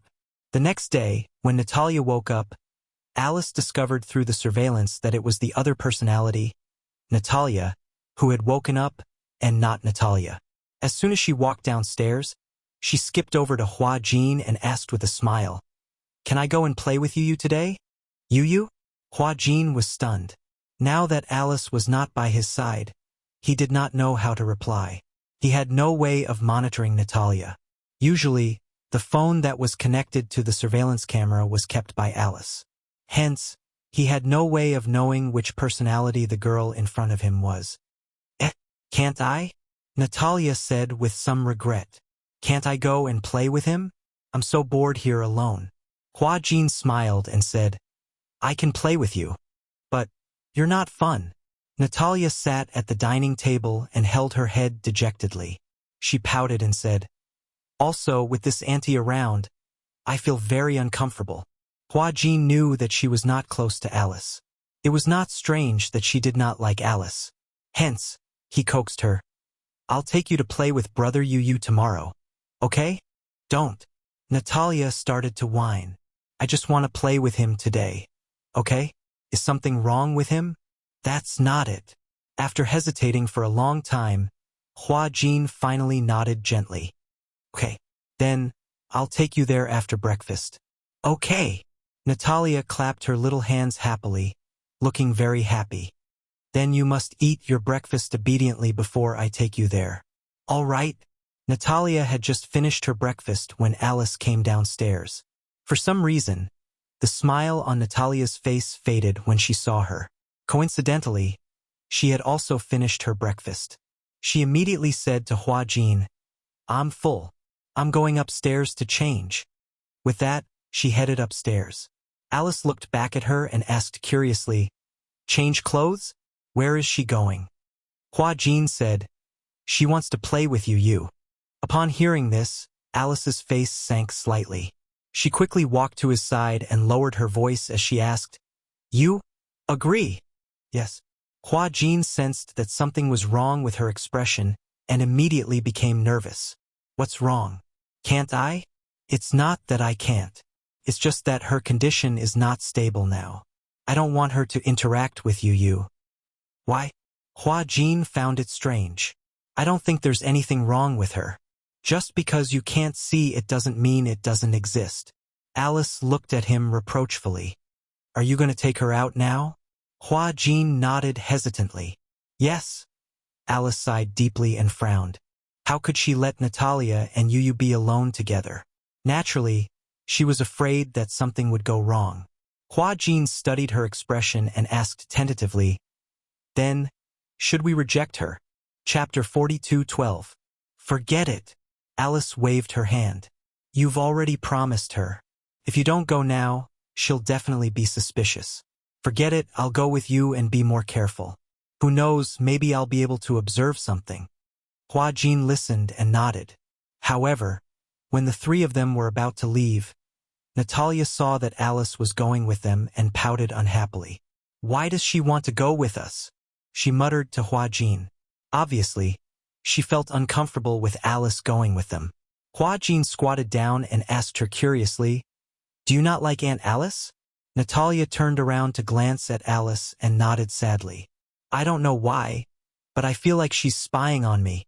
Even Hua Jin couldn't help but be stunned by her sensitive answer for a long time. Hua Jin lifted his head to look at Alice, but Natalia suddenly said unwillingly, "If she's going, then I won't go. I'm not a criminal. Why should she spy on me?" As she said this, she turned her head to the side and said unhappily, "I know I'm sick, seriously sick, but that's not a reason for her to spy on me." She was young, but her logic was not inferior to that of an adult. Hua Jin pursed his lips and looked at Alice helplessly. Alice looked at Hua Jin, then at Natalia and raised her eyebrows. She could tell that the latter was unhappy that she had tagged along. She also felt that it wasn't appropriate for her to go. If Natalia was alerted, it would be detrimental to her research. Alice took a step back and said, "Why don't you guys go? I have nothing to do if I go." Okay," Alice said as she turned around and went back into the house. She stood by the window until she saw Hua Jin and Natalia get into the car. 15 minutes later, she walked to the garage and started a car. She took a shortcut and sped toward Yun Shishir's house. Natalia was on guard. Alice's sixth sense told her that the child was Natalia, not Natalia. Therefore, she absolutely could not sit back and do nothing. Because they took a shortcut, Alice arrived at Yun Shishir's house before Hua Jin did. Yun Shishir knew that Hua Jin and Natalia were coming, so she started preparing an exquisite lunch early in the morning. When she saw that Alice was also here, she was surprised. What happened? She looked at Alice and saw that she had come alone. She was a little confused. "Where are Hua Jin and Natalia?" "That little girl is on guard against me. She didn't want me to come with her, so I came secretly. She said that she wanted to play with you. I was also worried that she would interact with you alone. I want to talk to you alone." Yun Shishir immediately nodded when she heard this. Okay." Alice went up to the study on the second floor. Yu was reading in the study. Alice knocked on the door and walked in. Yu was a little surprised to see her. "Alice?" "Shoo!" Alice walked up to him, looking a little serious. Yu was stunned. "What's wrong? You don't look well. Did something happen to Natalia?" Chapter 42:13. Alice squatted down in front of him and said gently, "I found something fishy these few days. Do you still remember when Gong Fan was hypnotized by Natalia?" You didn't think much of it. That was a coincidence. There's no evidence. It must be Natalia who hypnotized Gong Fan. But don't you think it's too much of a coincidence? The two of them came into contact once and something happened to Gong Fan. I suspect that Natalia's other personality, which is Natalia, might know hypnotism. How could she know hypnotism? It was unbelievable that such a young child would know such powerful hypnotism. You found it hard to believe. Even a hypnotist like Alice only finished her apprenticeship a few years ago. Other than Gong Fan, you haven't had any direct contact with Natalia. There are too many unknown possibilities. You can't say for sure, and I don't dare to make a conclusion either. Yu nodded slightly. I understand. You want me to be careful. Alice explained some of the usual hypnotism techniques seriously. Do you know about awake hypnotism? Yu shook his head. He didn't understand the field of hypnotism. Do you remember that I hypnotized you before? Yes, I remember that. Yes, that's trance hypnotism. Trance hypnotism. You didn't understand. What's the difference between the two? There's a big difference. When a person was awake, asleep, dreaming, and feeling happy, the brain would operate at different frequencies and release different chemicals. The different frequencies of the brain could cause different physical sensations, such as fatigue and relaxation. Hypnotism interfered with these frequencies. In other words, it interfered with the brain waves. Trance hypnotism was when a person was tired, asleep, or in a trance. The hypnotist interfered with the brain waves to achieve the goal of hypnotism. However, awake hypnotism was the highest level in the field of hypnotism. Awake hypnotism wasn't something that any hypnotist could do. Awake hypnotism required a hypnotist's talent. In other words, it had nothing to do with age. There were many classic examples of lucid hypnosis in the real world. For example, when people saw red, they would immediately think of the national flag and blood donation. When they saw yellow, they would think of sunflowers. Then, when red and yellow were together, they would think of McDonald's. This was the sober hypnosis used in commercials. As for the general public, there was no lack of a minority who accepted such clear-headed hypnosis suggestions. Alice suspected that Natalia had used sober hypnosis on Gong Fan. However, she wasn't present at the time, so she didn't know what had happened. But after Gong Fan saw Alice once, he never returned to this body. Did he? Yu nodded. After hearing what he said, he also felt that this was a little too suspicious. Then, what is her goal? Yu's question stumped Alice. Even she could not be sure why Natalia would do that, and why she would use lucid hypnosis. She had thought of many possibilities, but none of them could be valid. However, her sixth sense told her that there must be something that she had missed. However, I don't understand. What's the benefit of Natalia hypnotizing Gong Fan? Chapter 42:14. I don't know, but I think there is something suspicious. Yu blurted this out of the blue. When Alice heard this, she was surprised. Go ahead. Professor Romanka worked so hard to cultivate Natalia and used her as an experimental specimen. Why did he let us take Natalia away so easily? Don't you think it's suspicious? Alice was stunned. Yu looked at her and said, I think the real suspect is Professor Romanka. Do you think it's possible for someone else to control her personality? Well, I can't tell you now. Maybe it sounds like a fantasy story, but I do think it's suspicious. Maybe I'm just imagining things. Alice was at her wit's end. But now was not the time to talk about this. Alice looked dispirited. I don't know what went wrong. Anyway, you have to be careful when you interact with Natalia. For example, if you feel tired, don't look into her eyes, her expressions, and her movements. Is it so scary? Yu was puzzled. Even if I'm not asleep, I can still be hypnotized by her? If you feel tired, that's when your brainwaves are at their weakest. It's also the time when you are most susceptible to interference. Yu nodded seriously. Okay, I understand. Downstairs, the sound of a car engine could be heard. Alice sensed that someone had arrived. She said to Yu, I'm going to the room upstairs. If anything happens, let me know. Okay? I'll be upstairs. I'll try my best not to make any mistakes. If Natalia finds out that you're upstairs, she'll be suspicious. Then all our efforts will be in vain. Alice was stunned. She did not expect Yu to be so wise. Okay, I got it. Alice went upstairs. Yu went downstairs. At this time, Hua Jin was holding Natalia's hand as they walked in. When Natalia saw Yu, she showed an unprecedented enthusiasm. Yu. She skipped over and held his hand, revealing a cute smile. I'm so bored at home alone, so I wanted to come and play with you. What do you want to play? I saw the game you played with Xiaoyi Chen on TV. I want to play it too. Oh, is it a PS4? Yeah, it's a boxing game. Xiaoyi Chen bought a PS4 and an Xbox 360 at home. When he had nothing to do, he liked to pester Yu to play games. However, now that he was addicted to PlayerUnknown's Battlegrounds, he was not that enthusiastic about these games. Usually, only Yu and Mu Yaja would play them occasionally. There was a layer of dust on the console. This was a console game, so it had to be connected to the TV to play. The graphics were very clear, and it was similar to many games in the arcade. There were fighting games which were good for intelligence. The last time Natalia saw Yu and Xiaoyi Chen playing Tekken 7, she was very interested in it. Hence, she said that she wanted to play with Yu. However, she had to go home later, so she did not play. Chapter 42:15. The two little guys surrounded the TV and played with relish. Yun Shirshir brought the desserts over, but she realized that Yu was obviously not in the mood. He was looking at the television, but it was as if he wasn't looking at the screen. He was holding a controller in his hand and randomly pressing buttons. Even so, he was randomly pressing buttons in the air.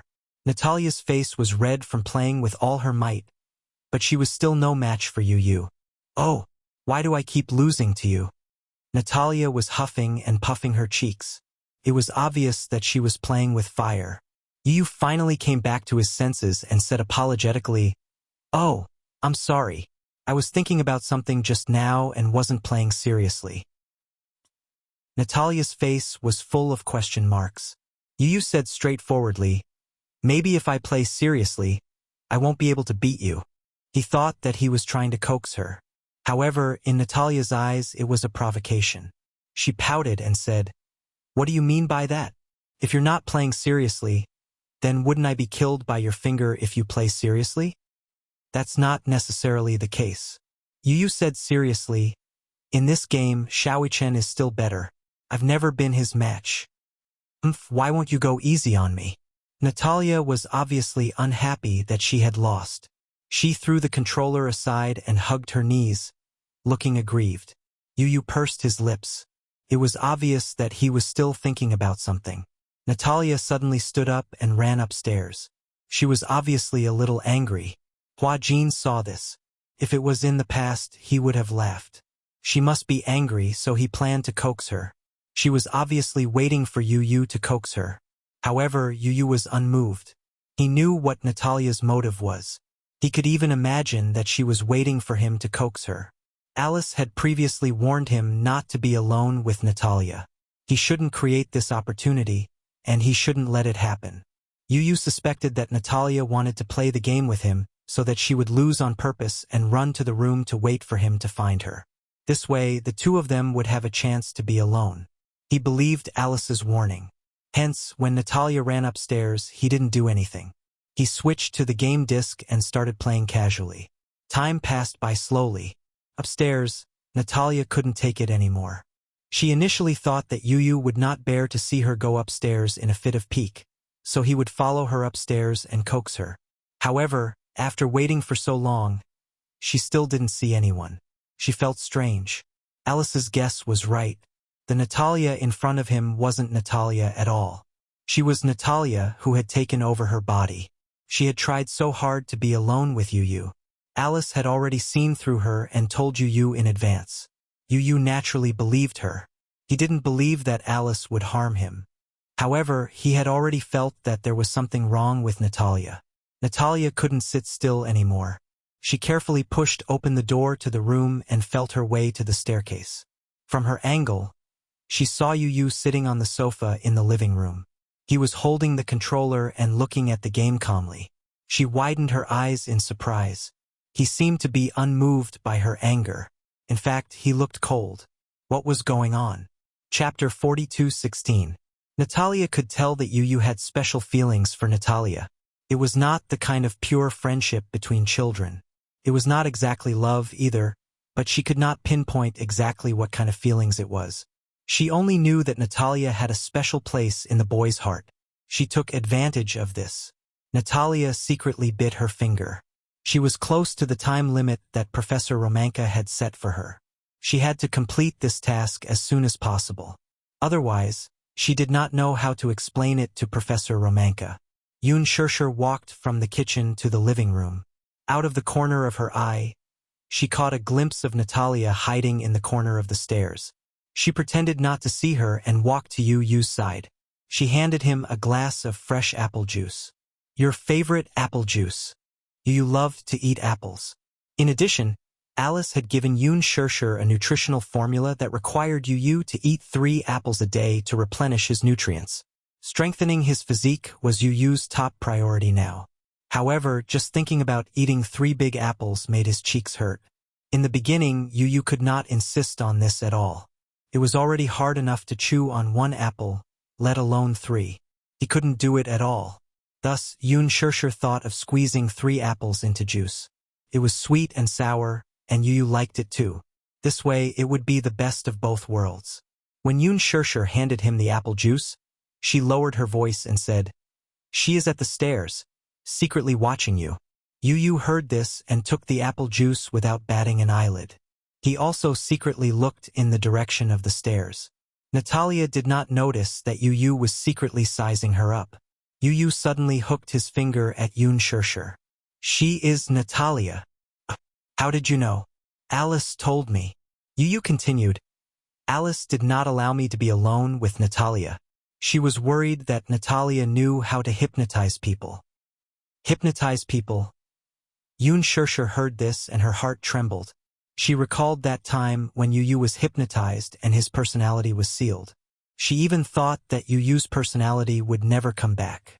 Therefore, she was very nervous and could not help being careful. "Don't be nervous," Yu said. "I will protect myself. Just pretend that you did not hear anything." "Okay." Yu and Yun Shershur acted. And her. Hua Jin was focused on Yu's game, and everyone seemed to be ignoring Natalia. Natalia was especially upset. Could it be that she had been seen through? Impossible. She had tried very hard to imitate Natalia's words and actions. How could she be seen through? However, Yu's attitude towards her had turned cold. That was a fact. Natalia went back to the room. After waiting for a while, she fell asleep without realizing it. Alice was on the 3rd floor. She sent a WeChat message to Hua Jin. Hua Jin replied that he had gone to the room to take a look and found that Natalia had fallen asleep. "Hence," Alice said, "let's take her home while she's asleep." "Why? What if she wakes up?" "She won't wake up. Once a child of her age falls asleep, she won't wake up so easily." Chapter 42:17. Hua Jin carefully carried Natalia into the car and went home early. Alice finally came down from upstairs. When Yu saw her, he immediately stood up and said without hiding anything, "I've noticed it too. Natalia's second personality is called Natalia, right?" "Yes, I remember mentioning this name to you. She seemed to be able to create an opportunity to be alone with me today." Yu frowned. "What's going on? Have you finally noticed what's wrong with her?" Alice said honestly, "There aren't many clues now. I'm worried that Natalia's second personality is too shrewd and will realize that I'm observing her sooner or later. In this way, if she raises her guard, I won't be able to notice anything fishy about her." "Then are you sure that Gong Fan's disappearance has something to do with her?" When Alice heard this, she took a deep breath and said in a low voice, "I'm sorry, I'm not sure. I'm just suspecting. But I feel that the possibility of it being related to her is very high. That's why I hope that you'll raise your guard so that you won't make the same mistake again."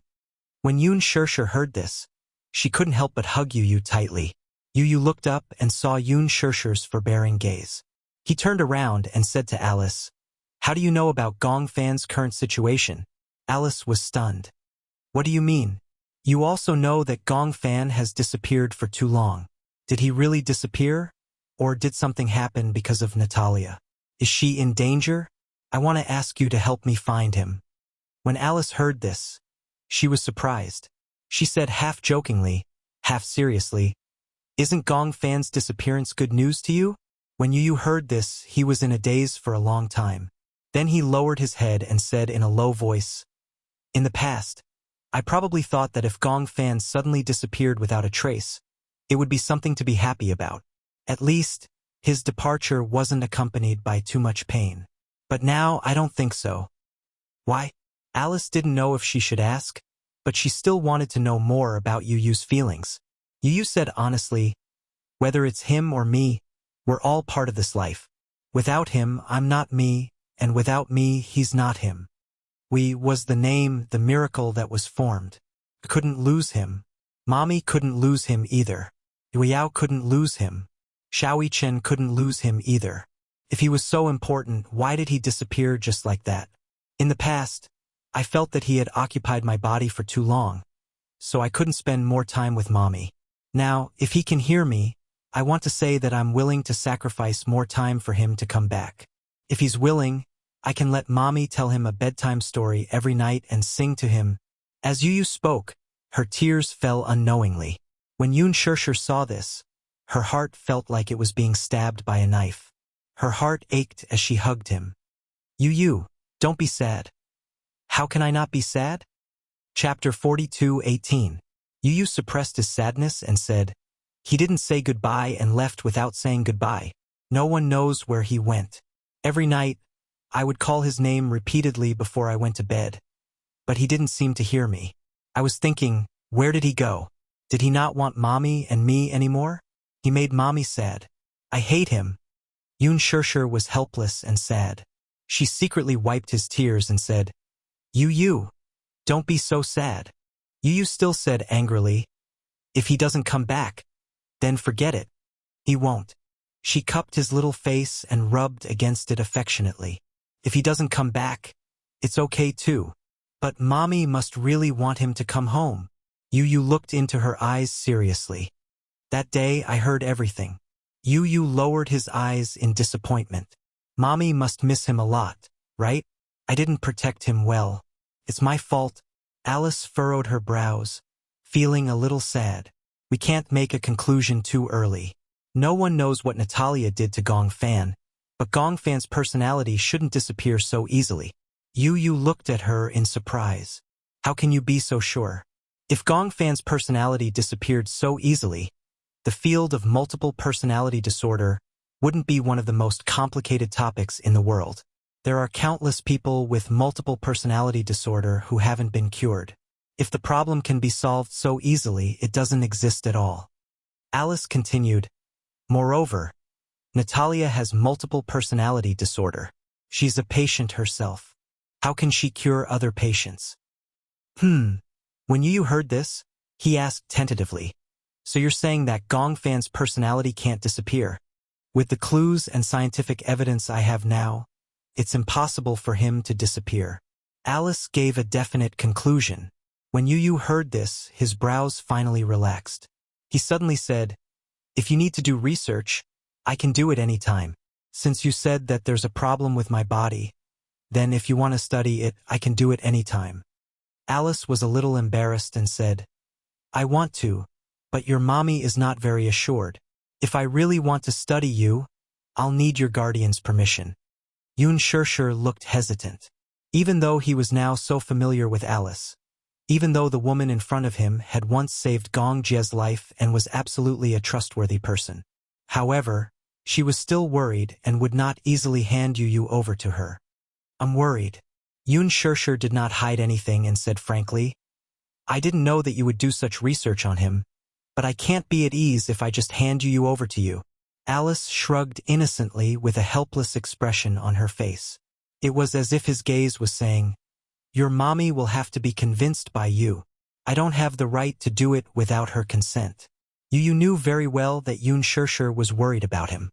After all, they had been through so many life and death separations, She was not willing to take any more risks. It was not that she was worried about Alice. She was worried that Yu would be separated from her again because of some unforeseen event, or that he would not acknowledge her as his mommy like before. Chapter 42:19. Mommy, if you're by my side, then it'll be fine. Yu gently tugged at her sleeve and asked cautiously, let's try it once. Let's try it once. Okay? Yoon Shirshir looked at Yu hesitantly and then looked at Alice. Alice placed her hand over her heart and said earnestly, don't worry. I won't dissect you. I'm only using the sleep test and hypnotizing method to find out more about Gong Fan. Yoon Shirshir hesitated for a while and finally nodded reluctantly. Alice hadn't expected her to agree. When Yoon Shirshir nodded, she was stunned.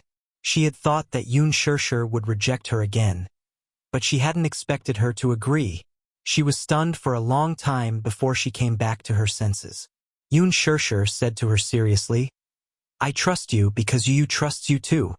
Okay, I understand. Don't worry. I won't let you down. Sleep monitoring didn't require a huge device. Alice had brought a sleep monitoring device from the headquarters. That night, she rushed over early with the device. In the room, she instructed Yu to lie on the bed and put on a sleep monitoring headrest for him.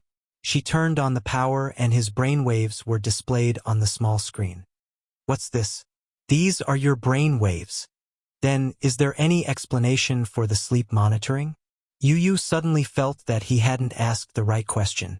He asked again, why do you want to monitor my sleep? It monitors the frequency of your brain waves when you sleep. From the details of the frequency, we can find many problems. Alice then said to him, go to sleep. I can't sleep now. Alice was stunned. Your mommy said that you usually sleep at this time, but wearing this device doesn't seem comfortable. Yu fiddled with the device on her head and frowned. It feels quite uncomfortable. Alice carefully adjusted it for him again. How about this? That's much better. Yoon Shirshir quickly walked into the room. When Yu saw her, his eyes lit up. Why don't I ask Mommy to tell me some stories? Maybe I can fall asleep this way. You don't have to tell me a story. Just close your eyes.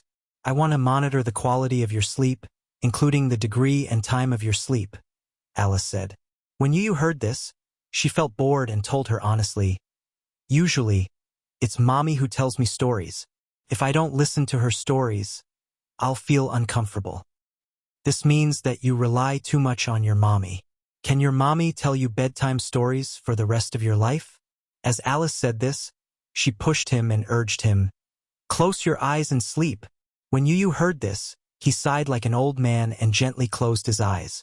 When he lay down, he looked at the ceiling and closed his eyes slightly. Although he squinted his eyes, he didn't feel sleepy at all. Alice asked, don't you want to sleep? Yeah, I can't sleep. Yu mumbled. Although his eyes were closed, his eyelids were twitching violently. Relax. Alice turned her head and looked at the monitor. On the screen, the frequency was jumping violently. This meant that Yu's mind was filled with thoughts and he was thinking about something. No wonder he wanted to listen to Yoon Shirshir's bedtime stories. Chapter 42:20. Do you let your thoughts run wild every night before you go to bed? Yes. What do you think about? Yu closed his eyes. He answered Alice's questions without holding anything back. I think about Gong Fan and our future. Yoon Shirshir sat down at the side and quietly listened to the exchange of questions and answers between the two. It was in such a relaxed state that Yu was completely unguarded. Instead, he was able to tell her everything that was on his mind. Do you like Gong Fan? SOSO. Do you hate him? I don't. Then what kind of feelings do you have for him? Yu pondered for a moment and finally let out a long sigh. I owe him. I feel guilty. Why? Because I was the one who forced him out. It's just that in the past, I've been chasing him away, trying to get him out of my body. Yu's eyelashes suddenly twitched violently. The frequency of the monitoring on the screen was getting faster and faster. He suffered pain that he shouldn't have to suffer, but I was so cowardly that I avoided all of it.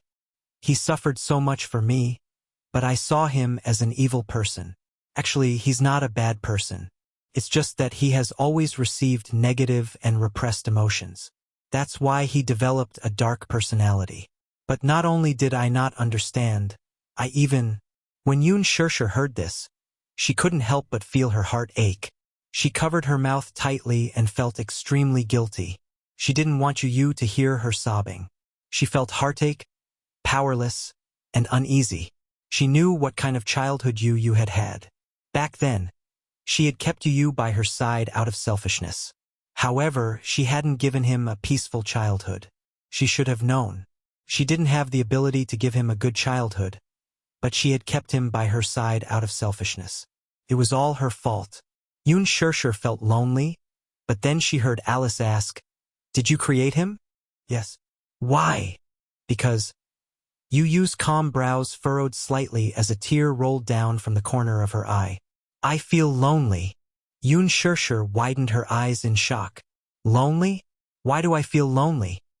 When I was young, everyone had parents, brothers, sisters, and so many friends. But I felt that I couldn't get along well with those children. Why? Why can't we get along well? Because I keep feeling that their world is different from mine. Their parents would send them to school, and after school, someone would send them home. When they got home, they would have a warm dinner, but I didn't. I also want to have a father and a brother. I fantasize about having such a family, but I know that mommy is also very lonely. I shouldn't force so much. So, I always imagined that I had an older brother, until one day, I felt that he had appeared. Do you remember what day it was?" Chapter 42:21. Yu paused and his voice suddenly became gloomy. "When I fell asleep at night, I saw him in my dream. He was standing there alone, covered in injuries." "Was it Gong Fan?" "Yes, at that time he didn't have a name. He didn't seem to see me, but I could see him standing in the dark world with a lonely gaze." Yu continued, "He didn't have any friends." Alice looked at him and suddenly asked softly, "Have you ever thought of being friends with him?" "No." Yu frowned and said uneasily, "I was afraid that he would snatch her from me." "Snatch from what?" "Mommy." Yu gradually looked exhausted. "Apart from mommy, I have nothing. I don't have any friends or family. I only have mommy. What if he snatches mommy away from me?" So, at that time, I hoped that he would die. Yu's voice suddenly became cold. I hoped that he would never appear in my world again. Alice furrowed her brows and turned to look at Yoon Shirshir, only to see that the latter's face was already streaked with tears. "I'm sorry," she prayed in her heart. She didn't expect that his childhood experience would leave Yu with such a dark world in his heart. But later on, I didn't want him to die. Yu was obviously in a difficult situation. He rubbed his eyes and turned over slightly. Alice immediately adjusted the blanket for him. "Why didn't you want him to die?" "Because mommy seems to like him a lot." Yu said seriously, "I also feel very guilty towards him. If it wasn't for him, I wouldn't have been able to bear the pressure of the darkness. I feel that Gong Fan is a real strong person. He stands in the dark and is so calm. He has suffered so much for me. It would be too cruel for me to chase him away. Mommy also loves him and loves him, so I hope that he will stay. When we were young, he bore so much for me. Now that I'm bearing this for him, it's not worth mentioning. Actually, if you had told your mommy about what had happened to you back then, you wouldn't have had to go through all this." Yu suddenly sighed helplessly. "I don't want that. I don't want mommy to know about this." His resolute tone surprised Alice. "Why?" "Because I happened to hear mommy and grandpa mention that she regretted keeping me by her side. Perhaps it was because she saw that I didn't have a good childhood. So she wanted to send me back to daddy's side and let me live a better life. If I let her know that I'm not doing well, she'll definitely send me away. You can't bear to leave your mommy. Even if I die." Yu's lips parted. "I want to die in mommy's arms too. I'm not going anywhere." When Yoon Shirshir heard this, she stood up gently and walked to the balcony. She lowered her head weakly. After about a quarter of an hour, Alice also came out.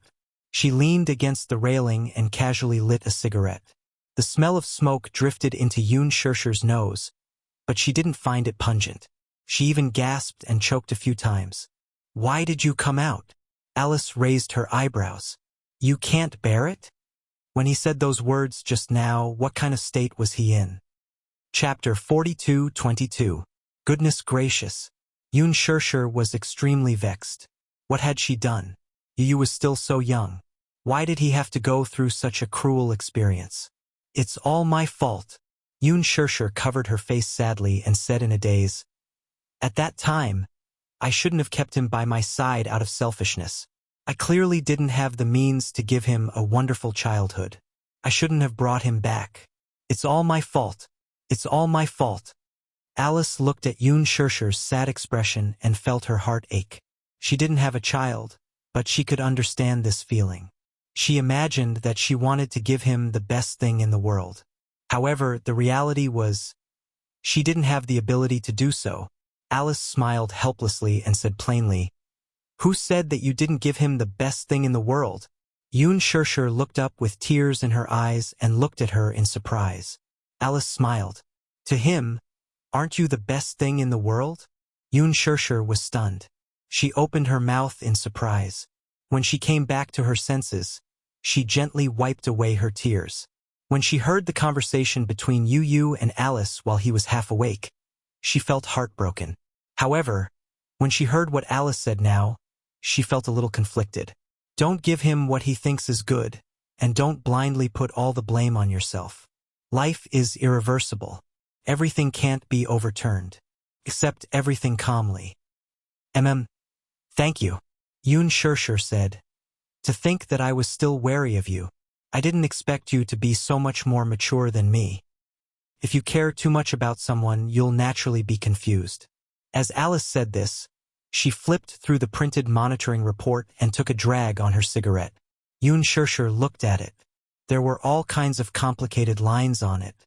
She couldn't understand it and asked curiously, "What is this?" "This is the frequency of his sleep quality. This is before he fell asleep, and this is after he fell asleep." Alice pointed at the paper and said to her, "Did you notice that after he fell asleep, the frequency of his brain waves became stronger? What does this mean?" "This means," Alice frowned and said, "this means that his sleep quality is very poor." "Poor sleep quality?" "Yes." Alice said, "Patients with dual personality are most afraid of poor sleep quality. If the quality of sleep was not good, the negative mental pressure would be too strong, and it would be very easy for one's mental power to collapse. A person's willpower was often very weak. Sometimes it could be very strong and seemingly indestructible. But often, the more indestructible a person looked, the easier it was for a straw to crush him. Therefore, having a good sleep quality was also the only way to maintain a good mental state. When people don't sleep well, it's easy for them to get anxious." Yoon Shirshir nodded. "No wonder. I also felt that Yu's mental strength had become very poor recently. During the day, he was always depressed and looked like he had a lot on his mind. Yu is very dependent on you. But this kind of dependence might not be a good thing. Sooner or later, he will have his own family. If he continues to rely on you like this, it won't be a good thing." Chapter 42:23. Yoon Shirshir nodded solemnly. "I know that too. I also feel that he shouldn't rely on me so much. However, Yu is already much more independent than before. Actually, I can understand the bond between the two of you. After all, for a very long time, at least since he was born, you have always been by his side. Hence, his dependence on you can't be replaced by anyone else. Similarly, your dependence on him can't be replaced by anyone else. But have you ever thought that he can't rely on you for the rest of his life?" Yoon Shirshir hummed in acknowledgement. "I understand now. However, the most important thing now is to find out what exactly happened to him." "Do you want Gong Fan to come back?" Alice asked seriously. Yoon Shirshir didn't answer immediately. Instead, she looked at her hesitantly. Alice sighed. "I can tell that you are very hesitant. On one hand, you can't bear to part with Gong Fan. On the other hand, you don't want to be a burden to Yu, right?" "Yes. Yu only feels guilty towards Gong Fan. What about you? Apart from guilt, is there anything else?" Alice's question made Yun Shirshir fall into a daze. In her mind, she seemed to have already imagined Gong Fan snuggling in her arms and hugging her helplessly. She still remembered that, in front of others, he had always been arrogant and unruly. Only in front of her, there was a hint of vulnerability that others couldn't detect. "Mommy, don't ever leave me behind." He was afraid that she would leave him behind. Yun Shirshir understood that the choice was in her hands now. Did you really care that much about Gong Fan? Not necessarily. He probably felt more guilty towards Gong Fan. However, more than that, he was afraid that she would be sad. Yu probably had many ways to make Gong Fan disappear and send him to the land of exile. Even if Gong Fan was unwilling to leave, if she said, "I don't want you anymore," Gong Fan would definitely leave disheartened. But the most contradictory thing was that she would rather Gong Fan live in her world than in Yu's. If it were her, she would be willing to bear all the pain. However, if it was Yu, she couldn't bear to let Yu carry so much burden. She also had no right to interfere with Yu's thoughts. If Yu was unwilling to coexist with Gong Fan, then it would be meaningless for her to force him. Moreover, if she put Yu in a difficult position, Yu would be the one to suffer. Thinking of this, Yun Shirshir's heart ached. Her hands fell weakly and she sighed. "Forget it, I can't make Gong Fan stay. No matter what, I just want Yu to be fine. I can't put so much pressure on Yu because of my own thoughts. If you must force me to make a decision, I'm willing to." Yun Shirshir almost could not go on with her words. She looked up and looked at Alice seriously. Holding back her tears, she choked and said, "I'm willing to give up Gong Fan." This sentence was undoubtedly a knife to her heart. But she had no choice. She could not bear to see Yu on the brink of agony. Give up, Yun Shirshir persuaded herself. She thought that Yu would definitely understand her decision. Chapter 42-24. Can I perform hypnosis on Yu tomorrow? Hypnosis? She could tell that Yun Shirshir was extremely nervous when she heard the word hypnosis. She looked at her warily. Alice laughed when she saw this. "Don't tell me you're thinking that I'm going to hypnotize Yu and make him lose his memory again? You won't."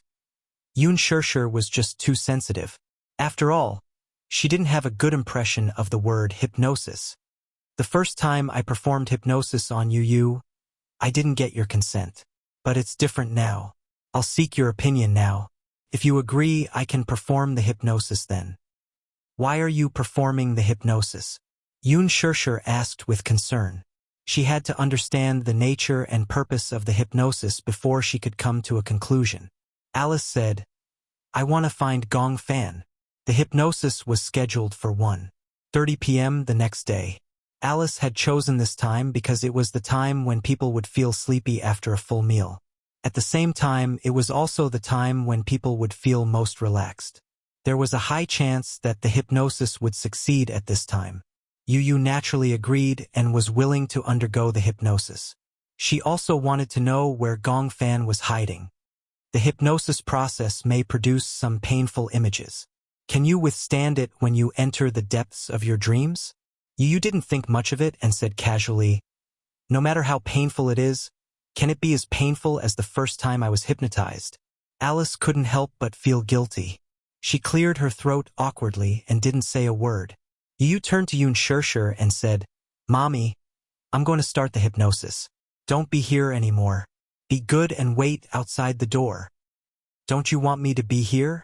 Before Yu could reply, Alice immediately explained, "When you perform the hypnosis, it's best not to have a third party present. Otherwise, the hypnotized person will be easily disturbed." "All right, I understand." Yun Shirshir stood up and silently left the room. She respected Alice's opinion. Yu lay down on the recliner. From this angle, the afternoon sun shone on her body, especially on her face. It was warm and moist, and for a moment she felt sleepy. Alice casually placed a metronome next to her. She sat beside Yu and talked to him softly. Her voice became softer and softer. Gradually, Yu's eyelids became heavier and heavier. "Relax. Close your eyes and imagine yourself lying on a patch of grass with the wind gently blowing on your face." Alice's voice was bewitching. guiding Yu Yu's thoughts in the direction she wanted. Yu Yu finally closed her eyes and her breathing gradually became even. He successfully entered the dreamland. When he opened his eyes again, he realized that he was really lying on a patch of grass. There was a blue sky and white clouds. There was a gentle breeze and the sun surrounded him. It was warm and comfortable. He just lay there freely and couldn't bear to move for a moment. "What do you see?" Alice's voice was still accompanying him. Yu Yu opened his eyes and looked up at the sky.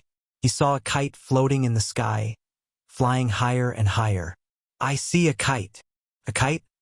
Chapter 42:25. "It's Gong Fan?" Yu Yu blurted out. Alice was stunned. "Gong Fan? How could it be?" In the dream, Yu Yu was already running toward Gong Fan without a care for anything else. He was standing on the top of the mountain and could see far away. From his angle, he could easily see the person who was running and flying a kite at the foot of the mountain. He had the same attire, clothes, and face as him. However, his expression was cold. Even when he was flying the kite, his face did not have the innocence that a child of his age should have. Instead, he was looking at the kite in the sky silently. From time to time, he would step back and tug gently. "Gong Fan!" Yu Yu did not expect to see him. He immediately ran towards him happily. "Gong Fan!" He was getting closer. It was as if there was wind under his feet. He quickly came to Gong Fan's side and called out softly. Gong Fan seemed to have heard his voice. He turned around and looked at him coldly, but a sense of disgust appeared in his heart. "Why are you here?" His indifferent gaze was so unfamiliar that it made Yu Yu freeze on the spot. Yu Yu was surprised and distant. Although he did not have any direct contact with Gong Fan due to various reasons, at least they would communicate through the notebook. He could tell that Gong Fan was very friendly to him. However, the child in front of him was different. His eyes were filled with hostility and coldness. "What's wrong with you?" Yu Yu moved closer to him and tentatively reached out to touch him. "Don't touch me." Gong Fan flung his hand away and turned to leave. When Yu Yu saw this, he was stunned for a moment and immediately chased after him. However, just as he took a few steps, it was as if he had crossed a boundary. The entire world instantly turned dark. "Gong Fan." "Yu Yu?" Alice held Yu Yu's hand and kept calling him.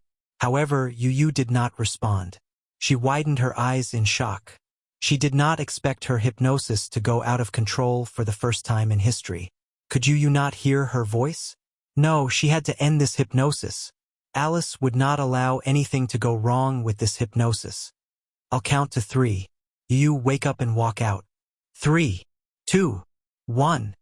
She played the metronome gently and snapped her fingers in front of Yu Yu's face. "Wake up." There was still no reaction from the boy after a long while. Alice stood up abruptly in frustration. Oh no! It seemed to have gone out of control. How could this happen? Could it be that Yu Yu had been lured into a dream that she could not enter? In the dream, Yu Yu was in a dark world. It was like a void of chaos. He could not see anything clearly. He forced himself to calm down quickly and looked around. It was as if he was standing on top of an abyss. At first glance, it was like a bottomless black hole. He could not see the end. He tried to take a step forward. However, he stepped on nothing and his body suddenly fell. He felt a strong centrifugal force. He felt as if he was falling towards the end of the abyss. It was a dream. It was a dream. It was a dream. As he fell, he kept telling himself that it was a dream and that he should not believe it. Once he believed that it was a dream, he would be trapped in it. Chapter 42:26. This is a dream. Don't believe everything in a dream. However, even though he kept warning himself, he could still hear the howling of the wind. He could even feel his face being scraped by the wind. He suspected that this was not a dream and could not help but waver. He couldn't tell if this was a dream or reality. Just as he wavered, he suddenly saw a murky black river at the end of his vision. He did not even have time to call for help before he fell into the river and drowned. The moment he hit the water, he felt as if his head was about to split open. The feeling of drowning was so real that it could not be explained. It was as if he was drowning in real life. The murky river water continuously poured into his nostrils and lips. The stench was suffocating. Ah! He opened his mouth, wanting to call for help. He almost instinctively wanted to escape from this terrifying dream. However, he could only feel himself drifting along with the river water. The whole world was dizzy. Help! Help! Alice could hear the broken sounds coming from Yu Yu's mouth from time to time. She suddenly sat down beside him again and put the brainwave detector on his head to check the frequency of his brainwaves. When she saw that the frequency of his brainwaves in reality on the screen had become chaotic, she felt uneasy for a moment. How could this be? Yu? Alice held his hand tightly, trying to let him feel her strength. Wake up, wake up. What you see is a dream. It's a dream that doesn't exist. Gong Fan! Yu suddenly cried out in surprise. His voice was hoarse, but a name came out clearly. In the dream, he drifted along with the river water to a deserted place. The river water gradually became shallow. He crawled to the shore pathetically. Just as he grabbed onto a rock by the shore, he suddenly heard a series of cold footsteps. Rustle, rustle. Yu heard the sound clearly. He looked up in shock and saw Gong Fan walking toward him with a numb face. He was shocked to find that Gong Fan was hiding a sharp dagger in his hand. He was so scared that he suffocated and instinctively said, "Gong Fan?" Gong Fan walked towards him without saying a word, without making any sound. However, Yu was keenly aware that this Gong Fan seemed to be a little different from the real Gong Fan. His face was cold and his eyes were dark. There was not a trace of life in them, as if he was a walking corpse. What are you doing? Yu kept retreating. Seeing that Gong Fan was still closing in on him, he suddenly felt an inexplicable fear. He could actually imagine the sharp dagger piercing through his chest, causing blood to spurt out. No, don't. He suddenly crawled up from the ground, turned around and fled, and the footsteps behind him gradually quickened as he caught up. Yu was so shocked that she sucked in a breath of cold air and ran with all her might towards the end of the road. No. What are you doing? Even if this was a dream, it was too realistic. Even though Yu could still vaguely tell that the scene in front of him was a dream, it was beyond what he could bear. Even if it was a dream, he did not want to continue. Chapter 42:27. Yu kept running forward. His willpower was crumbling in such a scary dream. There was no way he could survive. Behind him, the sound of footsteps became more intense. Yu could even feel that the hurried footsteps were right behind him. How could this be? Could it be that the dream had started to collapse? Had it completely gone out of control? Don't come over. Don't. Yu kept waving his hands. His face was flushed red because of the suffocation. Yun Shirshir, who was outside the door, heard Yu mumbling uneasily.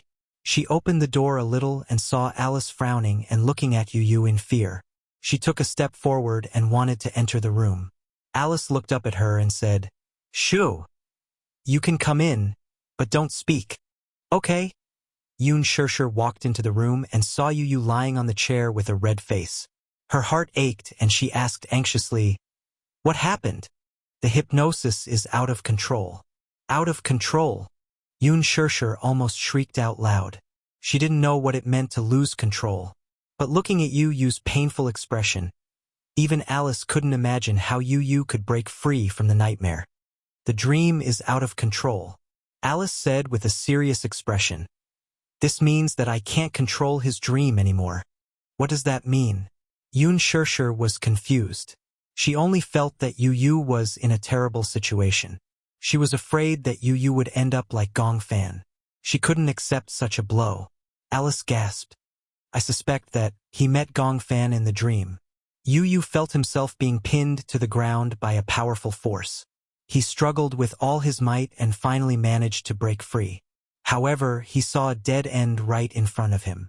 Behind him, the strong force grabbed his collar again. Yu turned around abruptly and finally saw the face of the person in front of him. Gong Fan stood expressionlessly in front of him, his hands gripping his collar tightly. His expression was filled with hostility. Gong Fan. It was indeed him. Yu Yu was in disbelief. He had never thought that Gong Fan, who had always been friendly with him, would show such a terrifying side to him. What are you trying to do? Gong Fan stared at him coldly. Suddenly, his lips curled into a contemptuous smile. What do I want to do? You? Yu Yu looked at the rising murderous aura in his eyes and felt a chill run down her spine. He had never been afraid of anything, and he was seldom really afraid of anyone or anything. However, the young man standing in front of him with a cold gaze finally made him feel a sense of fear. You control the real world of this body, and I control the dream world of this body. In the real world, you are the king. But here, you can't win against me. In the next second, Gong Fan suddenly raised his hand.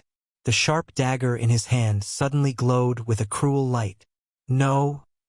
Yu Yu shook his head frantically. Don't do this. You can't do this. He didn't understand why Gong Fan had become so violent and cruel. This wasn't like him. Chapter 42:28. Pfft. You're not allowed to invade my territory. Gong Fan's eyes were red as he ruthlessly stabbed him with the knife. Even though it was a dream, the pain of having his chest pierced through was still heart-wrenching. It was so real that it could not be explained. Yu Yu was in so much pain that he frowned and almost couldn't speak. He could only feel the sharp tip of the dagger piercing through his chest as if it was going to pierce through his thin body. One stab after another until blood splattered everywhere. Yu Yu woke up abruptly and opened his eyes. He took in a deep breath of cold air until his blurry vision gradually cleared up. He finally saw clearly.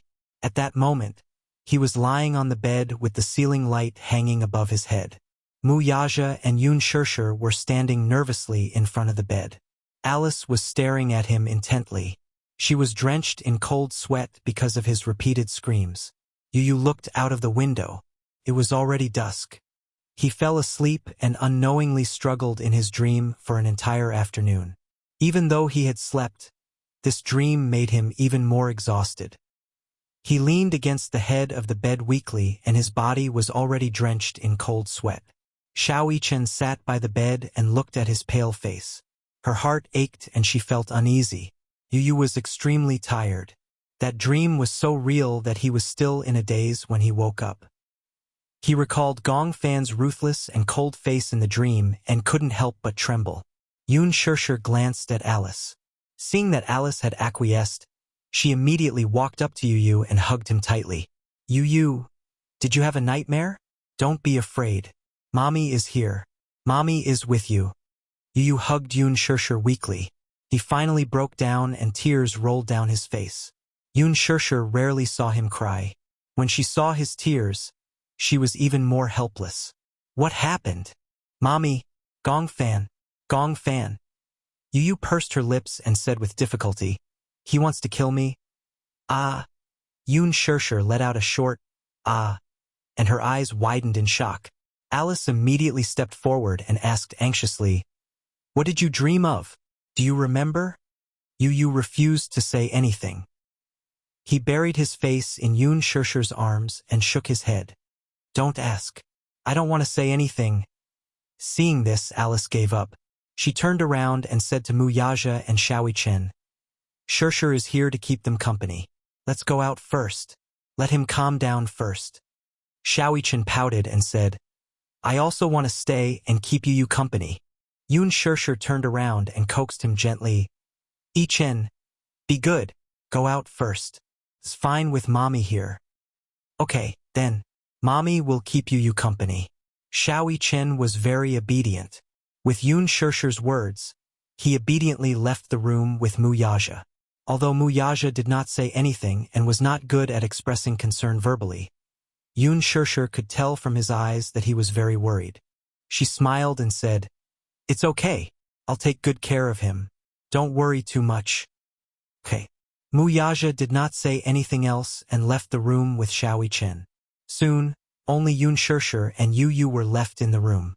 After a long time, Yun Shirshir finally could not hold back and asked worriedly, What did you mean by what you said just now? Chapter 42:29. Yu Yu, you can tell Mommy what you dreamed of. Mommy will keep it a secret and won't tell anyone. After her repeated coaxing, Yu finally raised his head. She saw that his eyes were unbelievably red. He was crying. Yu had always been like a little adult. He was mature, rational, and responsible. It was rare to see him cry. Seeing him cry, Yoon Shirshir's heart ached even more. She hugged him tightly and said helplessly, "It's okay if you don't want to talk about it. Mommy is just too worried about you. He wanted to kill me?" Yoon Shirshir was secretly shocked, but on the surface, she maintained a calm expression. "Gong Fan, I dreamed that he was chasing me with a knife. Then, he pressed me against the wall and stabbed me in the heart." Yu recounted in a trembling voice. Even though he didn't add too much detail, just imagining that scene made him shudder uncontrollably. Yoon Shirshir found it hard to believe. However, since he said that it was a dream, she comforted him and said, "You said it was a dream. A dream is a dream. Don't take it seriously." "I kept thinking that just now." Yu sniffed. His voice was still broken. "But I still feel very scared. I keep feeling that although it was a dream, it was so real. I'm so tired, but I don't dare to sleep. I'm afraid that if I fall asleep, I'll have that dream again." "Mommy, you said that the person who stabbed me with a knife, was it really Gong Fan?" "You said it was a dream. A dream is a dream. Reality is reality. You can't mix the two together. Since it's a dream and you're awake, forget everything in the dream." "But, Mommy, my sixth sense tells me that that person was Gong Fan. He really wanted to kill me in the dream." When Yoon Shirshir heard this, she couldn't help but hug him tightly. How can you kill someone in a dream? Even if a person dies 1,000 times in a dream, he won't die. But Yu was still feeling conflicted. That feeling was worse than death. "Mommy, that dream felt so real. No matter how much I told myself that it was just a dream and that I shouldn't believe it so easily, I felt so tired after having such a dream. Even breathing felt exhausting."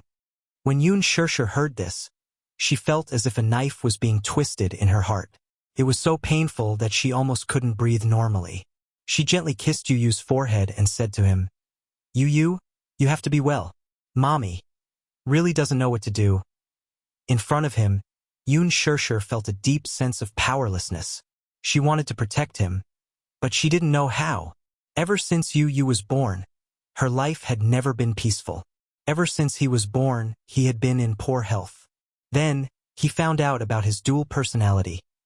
Yoon Shirshir couldn't imagine how painful Yu's life was. However, what really made her heart ache was that Yu would rather bear such pain than let her know and make her worry. Alice said that Yu was very dependent on her. However, Yoon Shirshir knew very well that she was even more dependent on Yu. She wanted to be close to him and understand what kind of life a person with dual personality lived.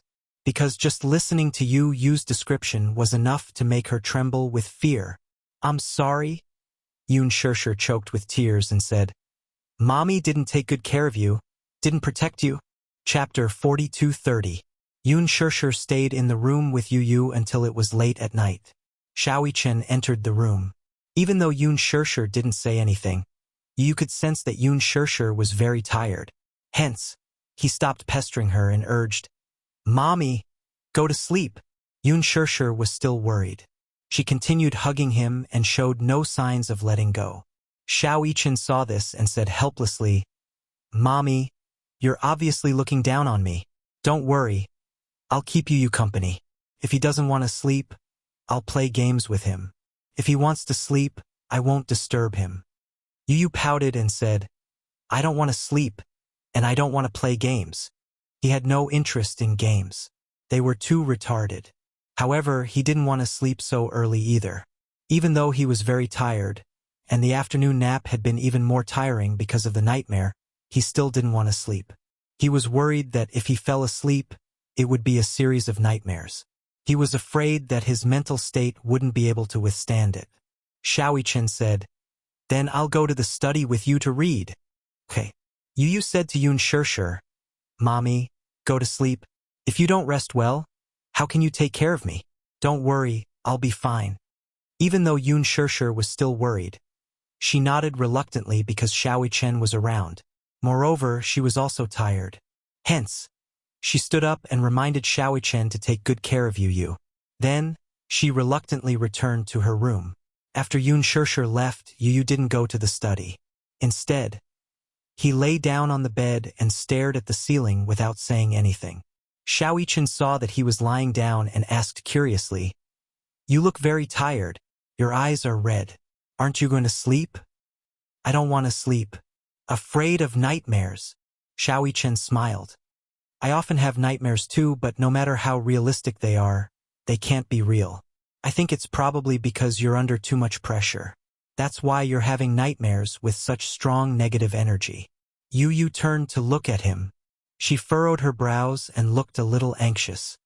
"Do you really understand what it's like to have a nightmare?" Xiaoichen was stunned. "If it's possible, I don't want to have such a scary dream anymore."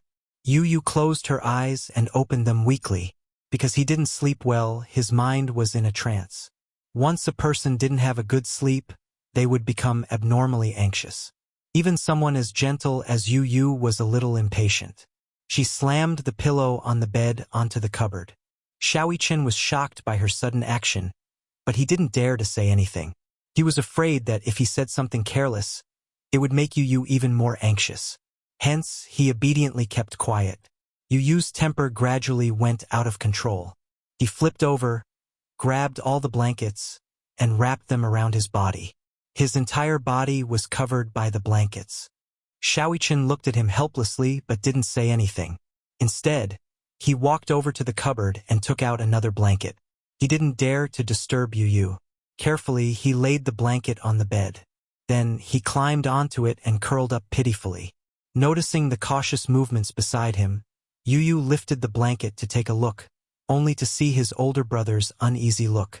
No matter how angry he was, he could not help but be amused. Chapter 42:31. Xiaoichen glanced at him and thought to himself, "Isn't that the case?"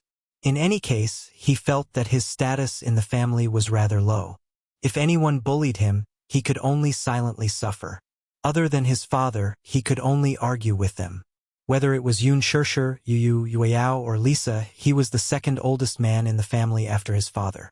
As the second oldest man in the family, of course, he had to be more magnanimous. Especially when it came to Yu and Yueyao, he had to be more lenient. For some reason, when Yu saw Xiaoichen looking at him innocently, he broke into laughter. "Brother, do I always bully you? I feel like you've become a punching bag." When Xiaoichen heard this, his eyelids twitched. Yu's tone suddenly became gentle, and he was momentarily stunned. Okay. I won't bully you anymore. Otherwise, you'll always think that I'm bullying you." Xiaoichen pursed his lips and said in an old-fashioned manner, "Well, I'm your older brother.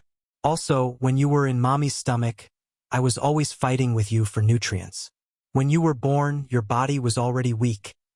The more he spoke, the lower his voice became. Other people might not be able to understand Xiaoichen's feelings. He vaguely realized that Yu's poor health might have something to do with him. When he was in Yun Shirshir's stomach, he must have been the most domineering one, fighting with his twin brother for nutrients. Therefore, he felt an indescribable sense of guilt towards Yu.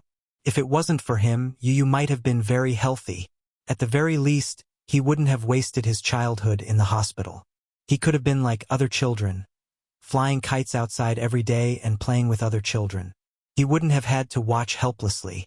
Xiaoichen suddenly recalled, "I remember playing a horror game in the past.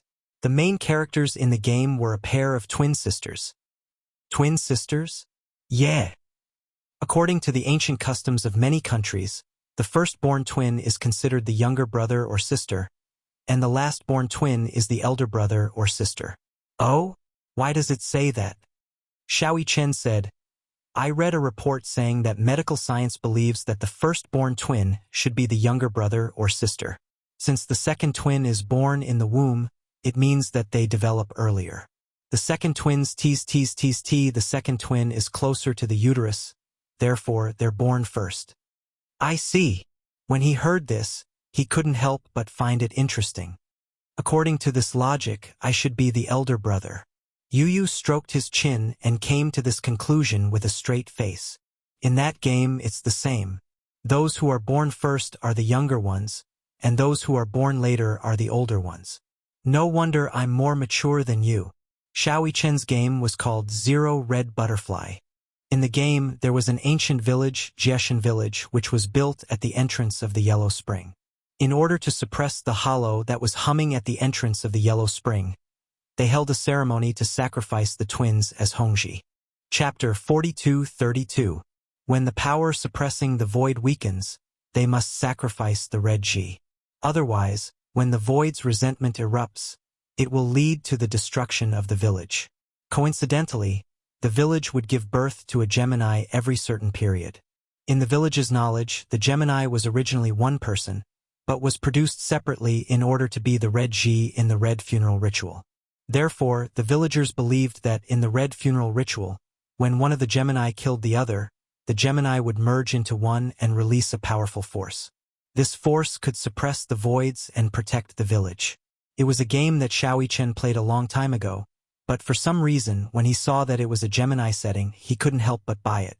At the beginning of the game, there was a pair of Gemini sisters. The older sister, Amakura Ing, broke her leg when she played with her younger sister, Amakura Ni. Amakura Ni discovered that her older sister was chasing after a red butterfly. Amakura Ni chased after her older sister and accidentally crossed a barrier, entering a village that had disappeared from the map. In the process of searching for her older sister, she also learned about the village's secret. It turned out that the village had disappeared a long time ago. After the Toshiro family completed the last successful ceremony, the village held the red funeral ceremony again. This time, it was held by the Tachibana family's twins, Mu Yu and her older brother, Shu Yu. The two of them were kind and had deep feelings for each other. However, during the ceremony, Shu Yu couldn't do anything to Mu Yu, so she was killed by the ceremony and thrown into the void.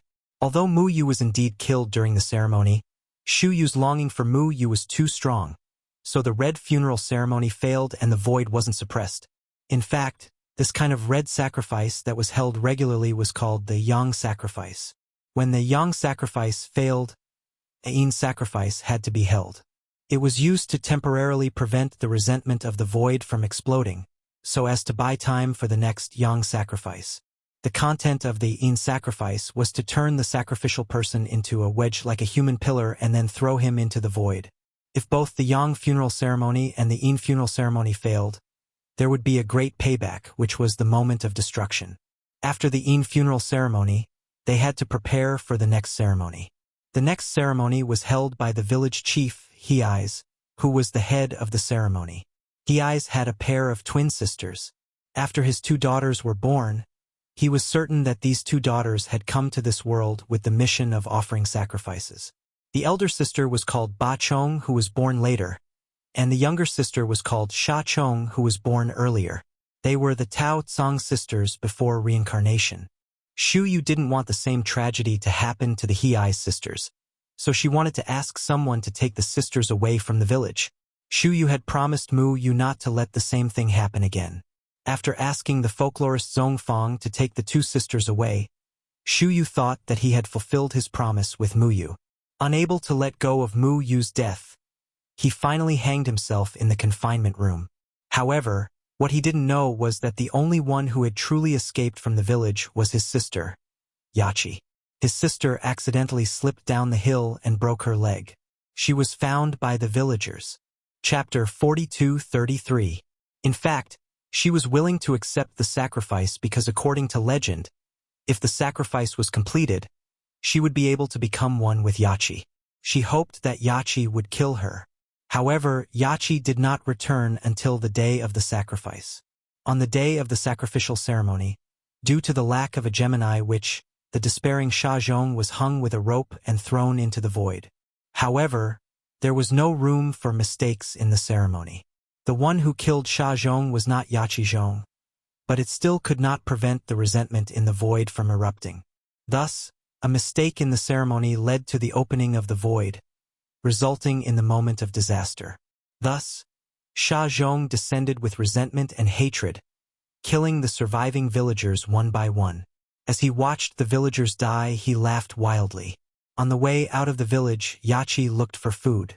By the time he returned, the village had already disappeared. Due to the seal of the void being completely removed, the resentful spirits in the destroyed village overflowed from the void. Once people breathed in the miasma, they would see the yellow springs and go crazy until they died.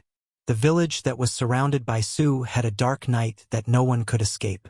From the outside, the village looked like a forest surrounded by fog. However, once someone was lured in, they would never return. Thus, it was called the village that disappeared from the map.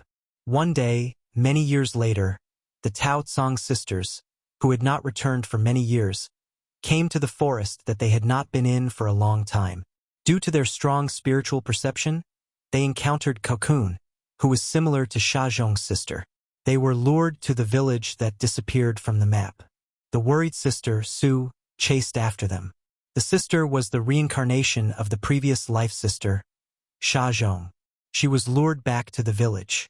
In the ending of the game, Tao Tsong and I replaced Yachi in the previous life and completed the sacrifice, killing the sister. At the end of the game, Xiaoyi Chen was immersed in the background of the game and the emotional world of the protagonist. In the ending, Tao Tsong and I was bewitched and had no choice but to strangle Tao Tsong Ying to death. In the end, she chased after her sister who had turned into a red butterfly and cried in despair. Xiaoyi Chen did not dare to imagine. If it was him, he would be living a life worse than death. After listening to the story, Yu could not calm down for a long time. This is superstition, he said. Every country has people who believe in superstitions. Xiaoyi Chen said, fortunately, we don't live in such a world. Actually, such a sacrifice does exist in Japanese folklore. But I think it's not only shocking but also cruel. The boy suddenly asked, if it were you, would you be willing to complete the ritual? I don't want to, he replied angrily. I'll definitely kill whoever forces me to complete the ritual. It was rare for him to be so murderous. Just imagining such a scene infuriated him. Then, Ichen to the end, Su to the end, Ichen to the world, to the world, to the world, to the world, to the world, to the world, to the world, to the world, to the world. To the world, to the world, to the world. To the world, to the Su, to the world, to the world. Yu tilted his head. He thought that Xiaoyi Chen would say that he would rather sacrifice himself than kill him. However, Xiaoyi Chen replied, I'd rather kill you than live. Why? Yu was shocked. Chapter 42-34. No matter what, at that time, those who are still alive are the ones who suffer the most. Xiaoyi Chen smiled embarrassedly. If you're dead, you won't feel any pain, right? Those who are still alive are the ones who bear the most pain. Yu was stunned. After a while, he sighed and said, I didn't expect you to be so much more mature than I thought. Indeed, those who were still alive were the ones who suffered the most. At that time, there was no strong contrast between life and death. What was truly intense was pain and relief. Those who were dead were the ones who were relieved. Those who were still alive were destined to bear the burden of longing, guilt, pain, and torture. Some lives were worse than death. Why are you thinking about such heavy things? Xiaoyi Chen mumbled with a strange expression on his face. We're not really going to hold that kind of ceremony. Is there really telepathy between Geminis? I don't know. At least I do. When Yu heard this, he couldn't help but be curious. What exactly is telepathy like?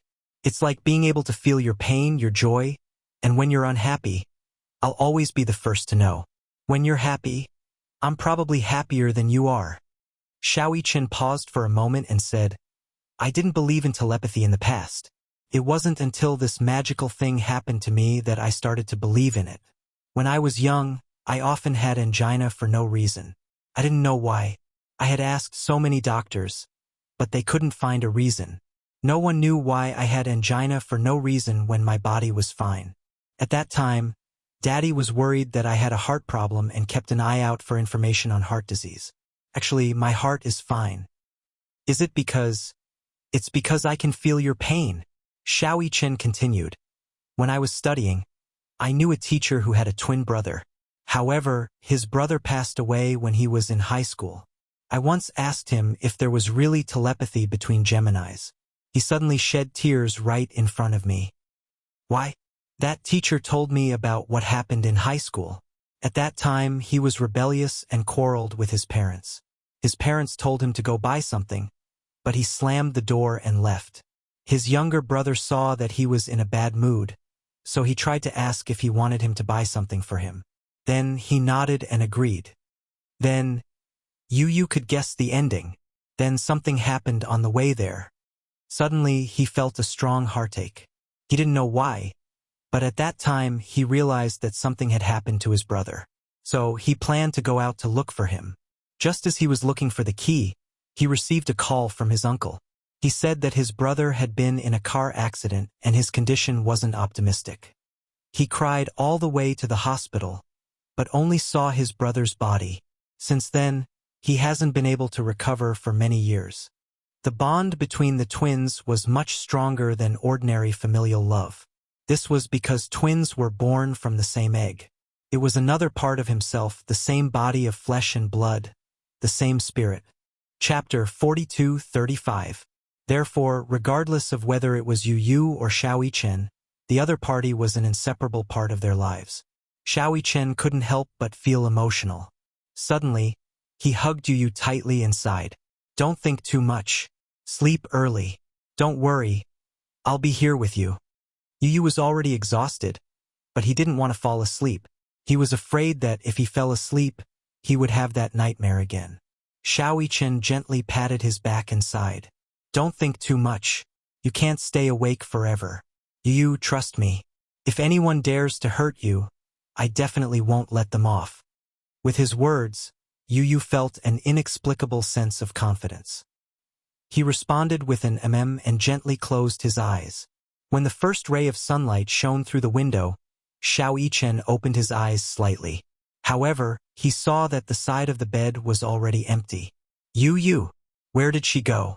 Why did she wake up so early? Xiao Chen muttered to himself. He flipped over and got out of bed. When he walked out of the room, he didn't know why. Even though it was a familiar scene, the familiar furnishings gave him a strange feeling. Yu. He tried to call out, but there was no response. Mommy? Daddy? Xiao Chen walked over and pushed open the door. The huge villa was cold and desolate. There wasn't a single trace of life in it. What's going on? Xiao Chen became even more suspicious. Where did everyone go? He hurriedly ran to Yueyao's room. As he shouted Yueyao's name, he pushed open the door to Yueyao's room. However, he couldn't help but look at the empty bedroom. The lonely crib was still there. On the bed were the handmade wind chimes that Yun Shishir had specially made for Yueyao. When the morning breeze blew in, the wind chimes fluttered. However, in this dead silent room, there was a sense of desolation. Yueyao? Xiao Chen felt an inexplicable sense of uneasiness. He didn't know why, but he had a bad premonition. Suddenly, there was the sound of hurried footsteps outside the door. Xiao Chen caught the subtle movement and pushed the door open. As he walked out of the door, he smelled a faint smell of blood. He frowned slightly, and his heart suddenly started racing. Yu. He called out again, but he heard a sudden sound from the kitchen. Dee-dee-da-da. Dee-dee-da-da. There seemed to be the sound of water dripping on the floor. He slowly walked to the kitchen door, only to see Yu standing there alone. Yu's stiff back made him feel like a stranger for a moment. Yu! He had just opened his mouth when Yu's right hand suddenly loosened. Then, a fruit knife stained with blood fell to the ground. Little Chen almost cried out in surprise. Yu turned around expressionlessly and looked at him coldly, his lips curving into an icy arc. If I can't have it, no one can have it. You, what are you doing? Xiao Chen was instantly alerted. You're not Yu. Yu sneered and walked towards him. Sooner or later, this body will belong to me. When that time comes, Mommy will be mine. This house will be mine too. I don't want to lie in that cold world anymore. Chapter 42:36. Xiao Chen was so shocked that he took several steps back. He clenched his fists and looked down at Xiao Chen's wrist that was stained red with blood. Your hand. Xiao Yichen furrowed his brows tightly as a wave of anger surged in his heart. He rushed over anxiously and grabbed Xiao Yichen's collar. Gritting his teeth, he said, "This isn't your body. You don't have the right to touch it." "Oh, does your heart ache for it?" Yu raised his eyebrows and looked at Xiao Yichen up and down. His gaze was cold as ice. "Then what right do you have to interfere in the matters between me and him? Who says that this body doesn't belong to me? Look, I can control it as I wish." As he said this, he grabbed Xiao Yichen's wrist. "I can do whatever I want. No one can interfere with me, since I'm destined not to have it. I'd rather destroy it than leave me behind." Yu pushed Xiao Yichen away forcefully with both hands. Xiao Yichen didn't know where Xiao Yichen got his strength from, but he slammed hard against the wall and fell to the ground in a sorry state. He was about to get up when he saw a hand sticking out of the unlatched cupboard door. He widened his eyes in shock and reached out to touch it gently. He recognized the diamond ring on the ring finger of that hand. It was Yun Shishi's hand. Her hand came out of the cupboard weakly without a trace of life. Xiao Yichen looked at Yu in disbelief and then looked at Yun Shishi. He swallowed hard and opened the cupboard door, only to see Yun Shishi's cold body curled up in the cupboard. "Ah!" Little Yichen let out a yelp and sat up in bed abruptly. The action of straightening his body pulled him back to reality from the nightmare. Xiao Yichen opened his eyes and saw the world in front of him clearly. It was a familiar bedroom, familiar furnishings, and familiar windowsill. The sunlight shone in from the window and finally made his body, which was covered in cold sweat, feel a trace of warmth. However, he could no longer distinguish whether what was in front of him was a dream or a dream within a dream. Although it was a dream, the scenes in the dream were still deeply imprinted in his mind. Especially the scene in the kitchen. It tugged at his heart fiercely. How could he have such a dream? Yu. He turned around and saw that the bed was empty. He couldn't help but wonder if this was a dream or reality. Xiao Yichen held his forehead in pain. He unsteadily lifted the blanket and got out of bed. He shuffled on his slippers, opened the door and stood at the door of the room. He was still in a daze. He finally understood how torturous a deep nightmare could be.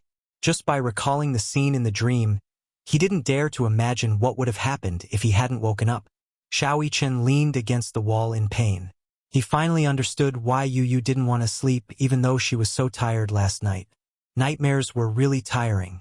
Even though he had slept for an entire night, he still felt extremely tired. It was probably because of the dream that his brain wasn't in a state of rest. That was why he felt this way. But why would he have such a dream? It was for no reason. He had always had a good sleep and never had such a dream. Could it be? Was it because of telepathy? Chapter 42-37. Could it be? Was it because of telepathy? Could it be? Gongfan really wanted to betray Yu and invade Yu's body. Did he have such a dream because of telepathy? Xiao Yichen was full of doubts. That was because the dream just now was simply too realistic. Xiao Yichen clenched his fists in anger. However, if Gongfan really dared to hurt Yu, he would never allow it to happen. Xiao Yichen walked out of the room and into the living room. He saw Yu sitting on the sofa with a cold expression. At that moment, Xiao Yichen recognized that this person was not Yu, but Gongfan, who had disappeared for a long time. He could now easily tell the difference between Yu and Gongfan. Why was it him? If it were not for the dream last night, Little Yichen would definitely be overjoyed by Gongfan's appearance. However, when he thought about the dream last night, his feelings toward Gongfan's appearance became complicated all of a sudden. Gongfan. When Gongfan heard this, he turned to look at Xiao Yichen. However, there wasn't much emotion in his eyes. "You're awake?" Little Yichen hummed in response uncomfortably. He sat down next to his older brother, but he was wary of keeping a distance from him. "Why are you up so early?" When Gongfan heard this, he took a sip of milk and said calmly, "I wanted to get some sun." Perhaps it was because he had been asleep for too long that Gongfan didn't want to waste time sleeping. Hence, he got up early in the morning.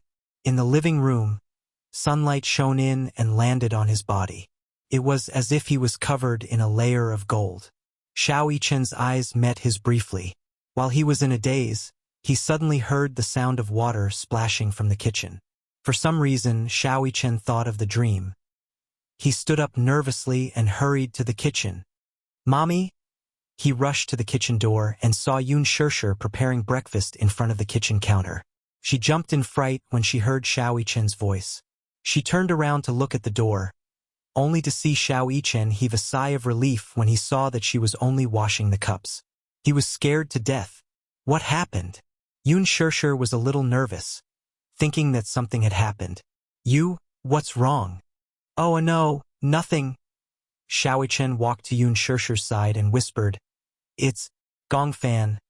Ugh, ugh."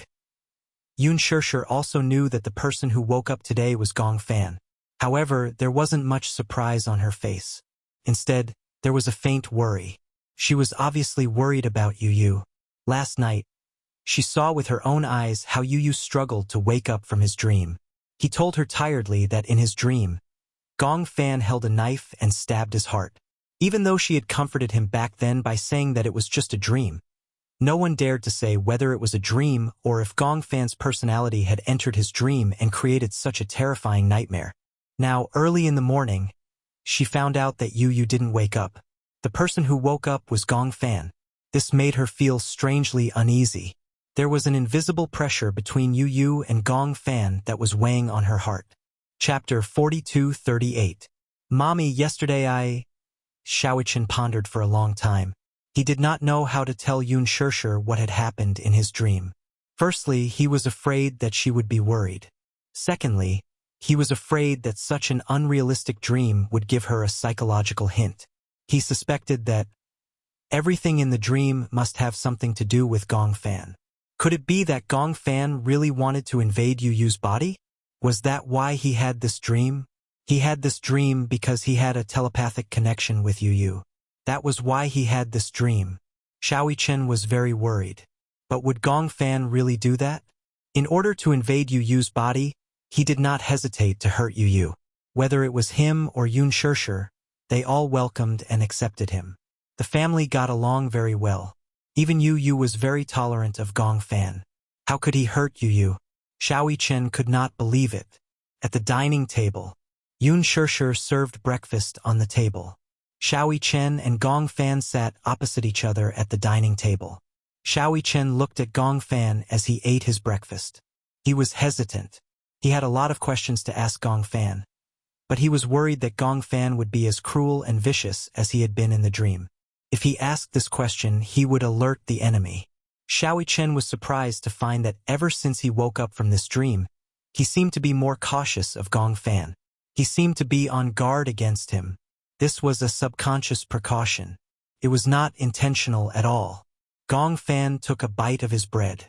When he saw that Xiao Yichen seemed to have a lot on his mind, he raised his eyebrows and asked, "What's wrong?" Oh, nothing." Xiao Yichen shook his head and picked up 2 slices of bread. He smeared a layer of blueberry jam on it and put it into his mouth absent-mindedly. "You don't seem to have slept well." Gong Fan's casual words made Xiao Yichen's heart skip a beat. No. But I feel that you're not in good spirits." It was not deliberate concern. Although Gong Fan's tone was not that warm, one could tell that he cared. He noticed that Xiao Yichen looked a little pale. He had a feeling that Xiao Yichen did not have a good rest today. He looked a little tired, and his complexion was a little worse. Little Yichen touched his cheek and gave a perfunctory reply. "Maybe it's because I had a nightmare." Nightmare? However, Gong Fan did not think so. Xiao Yichen was so carefree. What nightmares could he have? Turning into a box upon landing? Xiao Yichen replied, "I haven't played PUBG recently. I remember that you were addicted to this game. For a period of time, you would eat chicken during the day, chicken at night, and even in your dreams." Gong Fan paused, took a sip of milk, and teased, "Did you dream that you were being chased by someone with a frying pan?" Ahem. Gong Fan was actually in the mood to joke with him. Xiao Yichen felt a little more relaxed. He thought that a dream was just a dream. There was no need for him to take it too seriously. It was just a dream, but it had extended to other aspects. Yu was his younger brother. Similarly, Gong Fan was also his younger brother. How could he not trust Gong Fan and suspect that he wanted to hurt Yu? It was just a dream. Xiao Chen deliberately ignored everything that happened in the dream. Chapter 42:39. Xiao Chen was distracted, and Gong Fan was obviously in a daze as well. He kept using the knife and fork to rub the egg yolk on the plate, as if he was thinking about something.